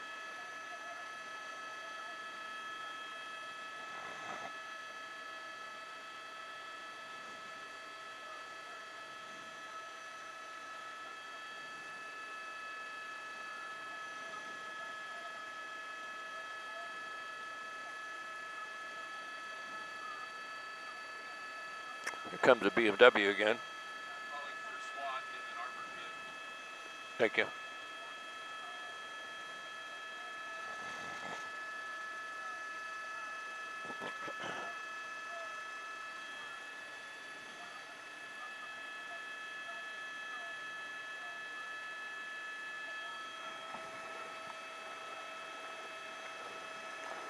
Yeah, Irene and Tony, we just heard that they're calling out SWAT, so they may bring an armored vehicle out, and they may believe that with the armored vehicle they can get in front of them. Did you just throw something out, or is that a piece of the tire? Look like a piece of tire. You don't see it in the, you don't see it in this shot, but the right front. We went to this side because we thought the left rear was hit with a spike strip, but the right front tire is gone. It's just on the rim. If you're just joining us. But we do understand that SWAT's been called, and they may bring the armored vehicle out to try and stop this. It looks like, though, if the suspect continues with what he's doing right now, he's not a huge threat to people out on the road, and that's good, because a lot of these pursuits we follow are just so dangerous, they scare you.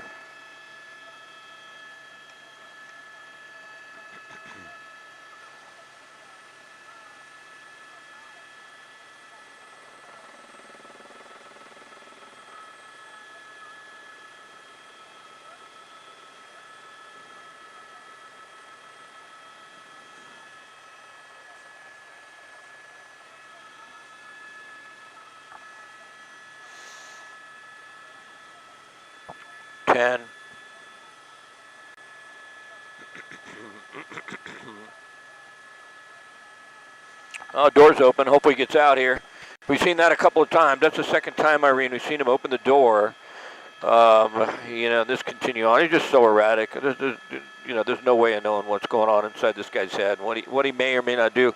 You can see by this shot, we're on Ventura Boulevard, just crossing Shoup and in the Woodland Hills area, but LAPD's backed off again. Like I said, they did call in SWAT, but I don't think that's going to be an immediate thing. I think that's going to take some time before they really get deployed and get out here, and hopefully it'll be over by then. But look at all the tread that's coming off.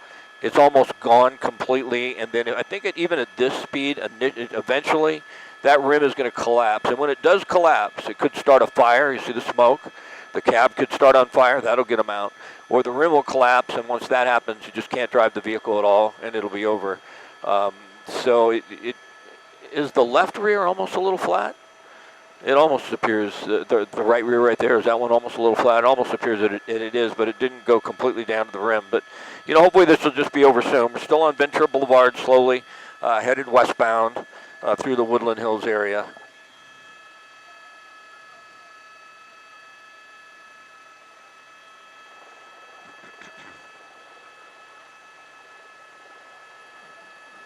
I'm going to speed tracker.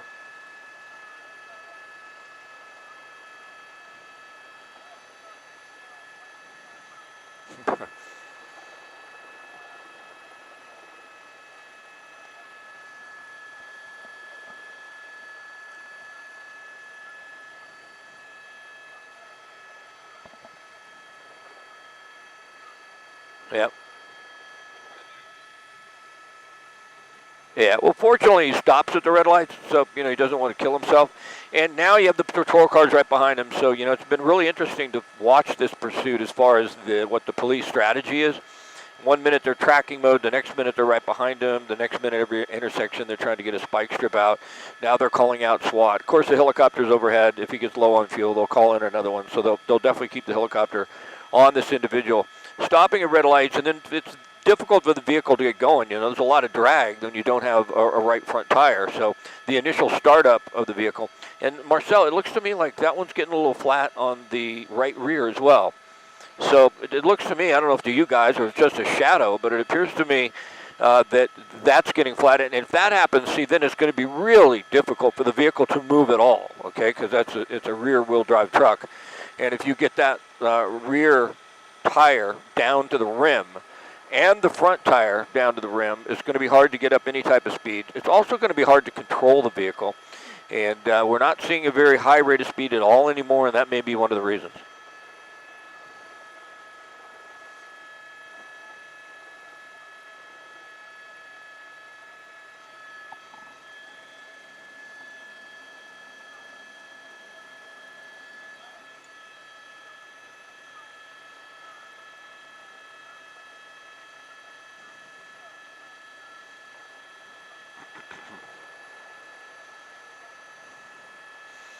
Yeah, slowly but surely, it's going to be more and more difficult to drive this vehicle, and it's encouraging that the right rear is going flat as well. That's really going to make it more difficult. Open up for a moment, Marcel. I can't see. Are they still right behind him? Yeah, they're pretty much following right behind. I don't see a spike strip up ahead, another one, but we could get one. And fortunately, there's not a lot of volume right here on Ventura Boulevard headed westbound. There's been a lot of construction on this, so I think a lot of folks avoid it. Not only that, Ventura Boulevard, at some point ends once you hit Valley Circle. And then that'll be, you could get on the freeway at this point in time, but it'd be a surprise, I think, if the suspect did that. But, you never know. You can't get into the mind of these individuals at all. You can't even guess them. And every time you try and guess what they might do, in my experience, you're going to be wrong.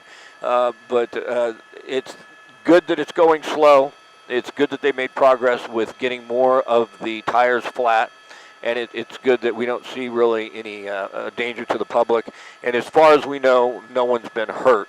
So that's good as far as pursuits goes well. Push into that tire, Marcel. It looks like it's almost all the way down now onto the rim. So, yeah, it's just a matter of time at this point in time, or a matter of time before this is over. I don't think he's going to be able to continue. Once that goes down to the rim, really going to be difficult to control this truck.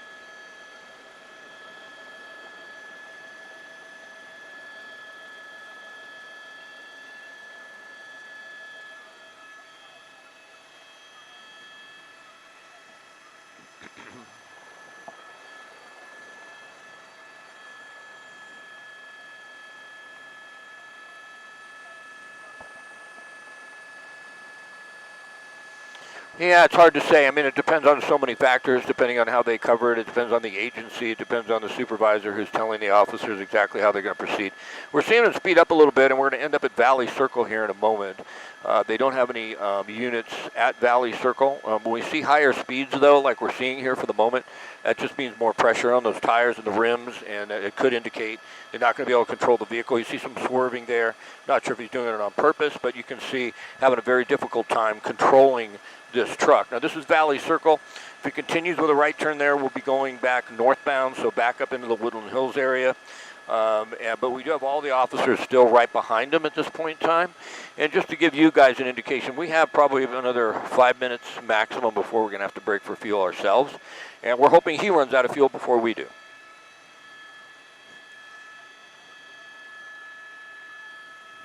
$20 minutes, yeah.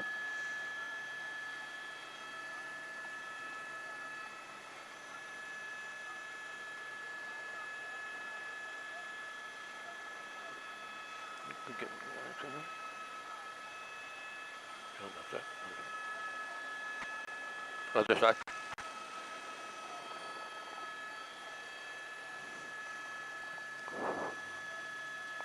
Yep.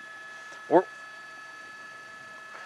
going to try and get to the other side, and then we can get a better look at the two tires. That the right front that's down to the rim, and then the other one you can see is about ready to lose the tire completely in the rear as well.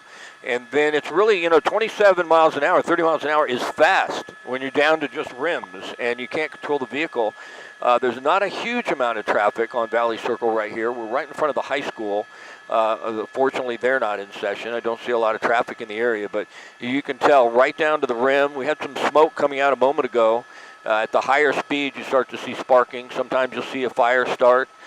You start to see that rim will just unravel. And like I mentioned earlier, when the rim does get down to the right down to the axle, it's over. You're not going anywhere. But it certainly has taken a long time. And we've got patrol cars, for the most part, still right behind him. It's right in front of the high school here on Valley Circle, headed northbound. But a pretty high rate of speed, considering you're just on a rim there. Oh, the brakes. It's going to break. Yep. When he hits the brakes, one of these times, that rim is going to snap, and then it's over, okay? Because there's so much pressure on that rim. You could see it when he hits the brakes. And, officers right behind him, they realize he's having a hard time maneuvering. He's got you see how the rim is turned there. He's trying to maneuver the vehicle, having a very hard time. And they're just hoping this individual gets out of the vehicle and they can get this over without incident. It's gone on long enough. Nobody's got hurt. Let's just get this individual into custody. The vehicle's having a really hard time accelerating. Once it gets up to 27, 30 miles an hour, it's not too bad. But getting to that speed, you can tell, is very difficult, especially it's a rear-wheel drive vehicle. And once it's all the way down to the rim on the back tire, it's going to be very difficult for it to get going. And a couple more slams on the brakes like that, slamming on the brakes, and that rim could just collapse. It gets down to the axle, and the vehicle's not going anywhere.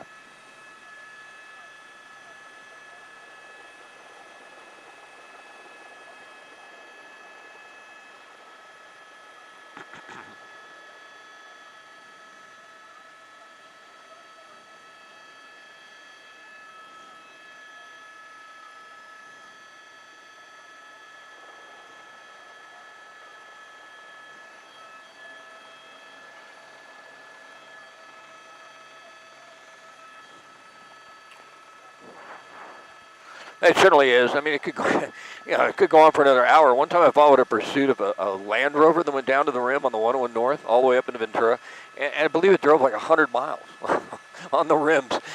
So if you don't drive too fast, you can go for a long time, but slamming on the brakes is going to make that rim collapse at some point. We do hope it gets over soon, because our ability to cover it here is going to diminish probably. I don't know, we have 3 or 4 minutes, and then we're close to Van Nuys Airport, so it's easy for us to duck in there and get fuel. We don't have concerns, but once we get down to a certain point, we have to head that direction, and certainly we will. We did hear that they're going to call in SWAT. At this point in time, I don't really know what SWAT is going to do, and if SWAT's going to be activated, like to get in front of this guy. Maybe they're thinking that SWAT should be available if this turns out to be a standoff at some point. I really don't think that they would put an armored vehicle in front of this vehicle to try and stop it. I've never seen anything like that. But there goes the right rear, and when that tire comes off altogether and they're down to the rim, it's going to really diminish this guy's ability to keep going and to control the vehicle. As I look outside, open up out of your shot a little bit. So we're coming up here, I think maybe on Sherman Way. Is it Sherman Way or Platt, actually, on Valley Circle? It turns into Platt at Victory Boulevard. He's making a stop. There's an intersection here. There's 4 or 5 patrol cars behind him. Looks like he might be trying to make a right turn. And we just don't know if it's making a right turn. He just can't control the vehicle, but it looks like a right turn now.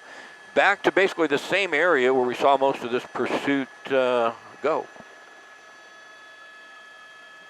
We can't control it.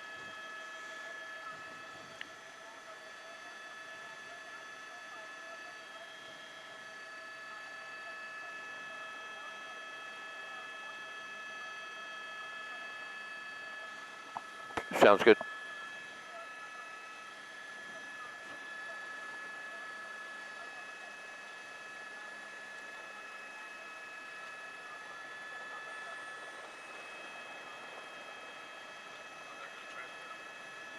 No way. Yep.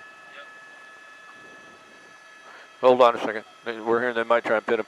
We want to be here for that. Can we go to the light? Are you cool? Or you want to go now? To go a couple minutes. Okay. How are they going to pit this guy? Seriously going to pit? No way.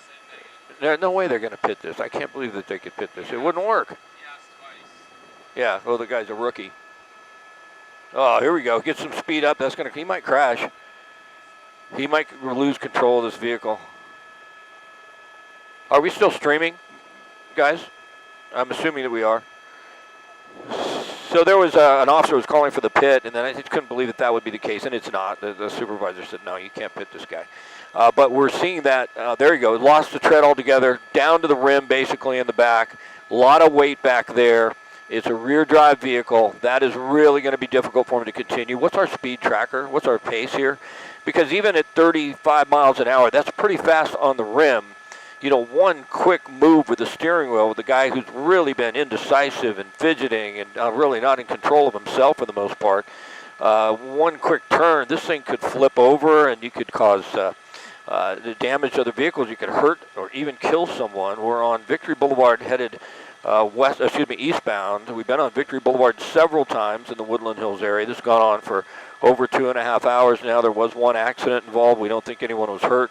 And coming to a stop will be interesting because once the vehicle stops, especially if it hits the brakes, you see so much pressure on the front rim, the right front rim that's lost the tire there.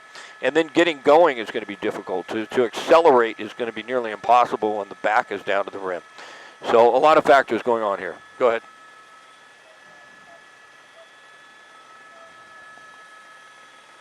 You got it.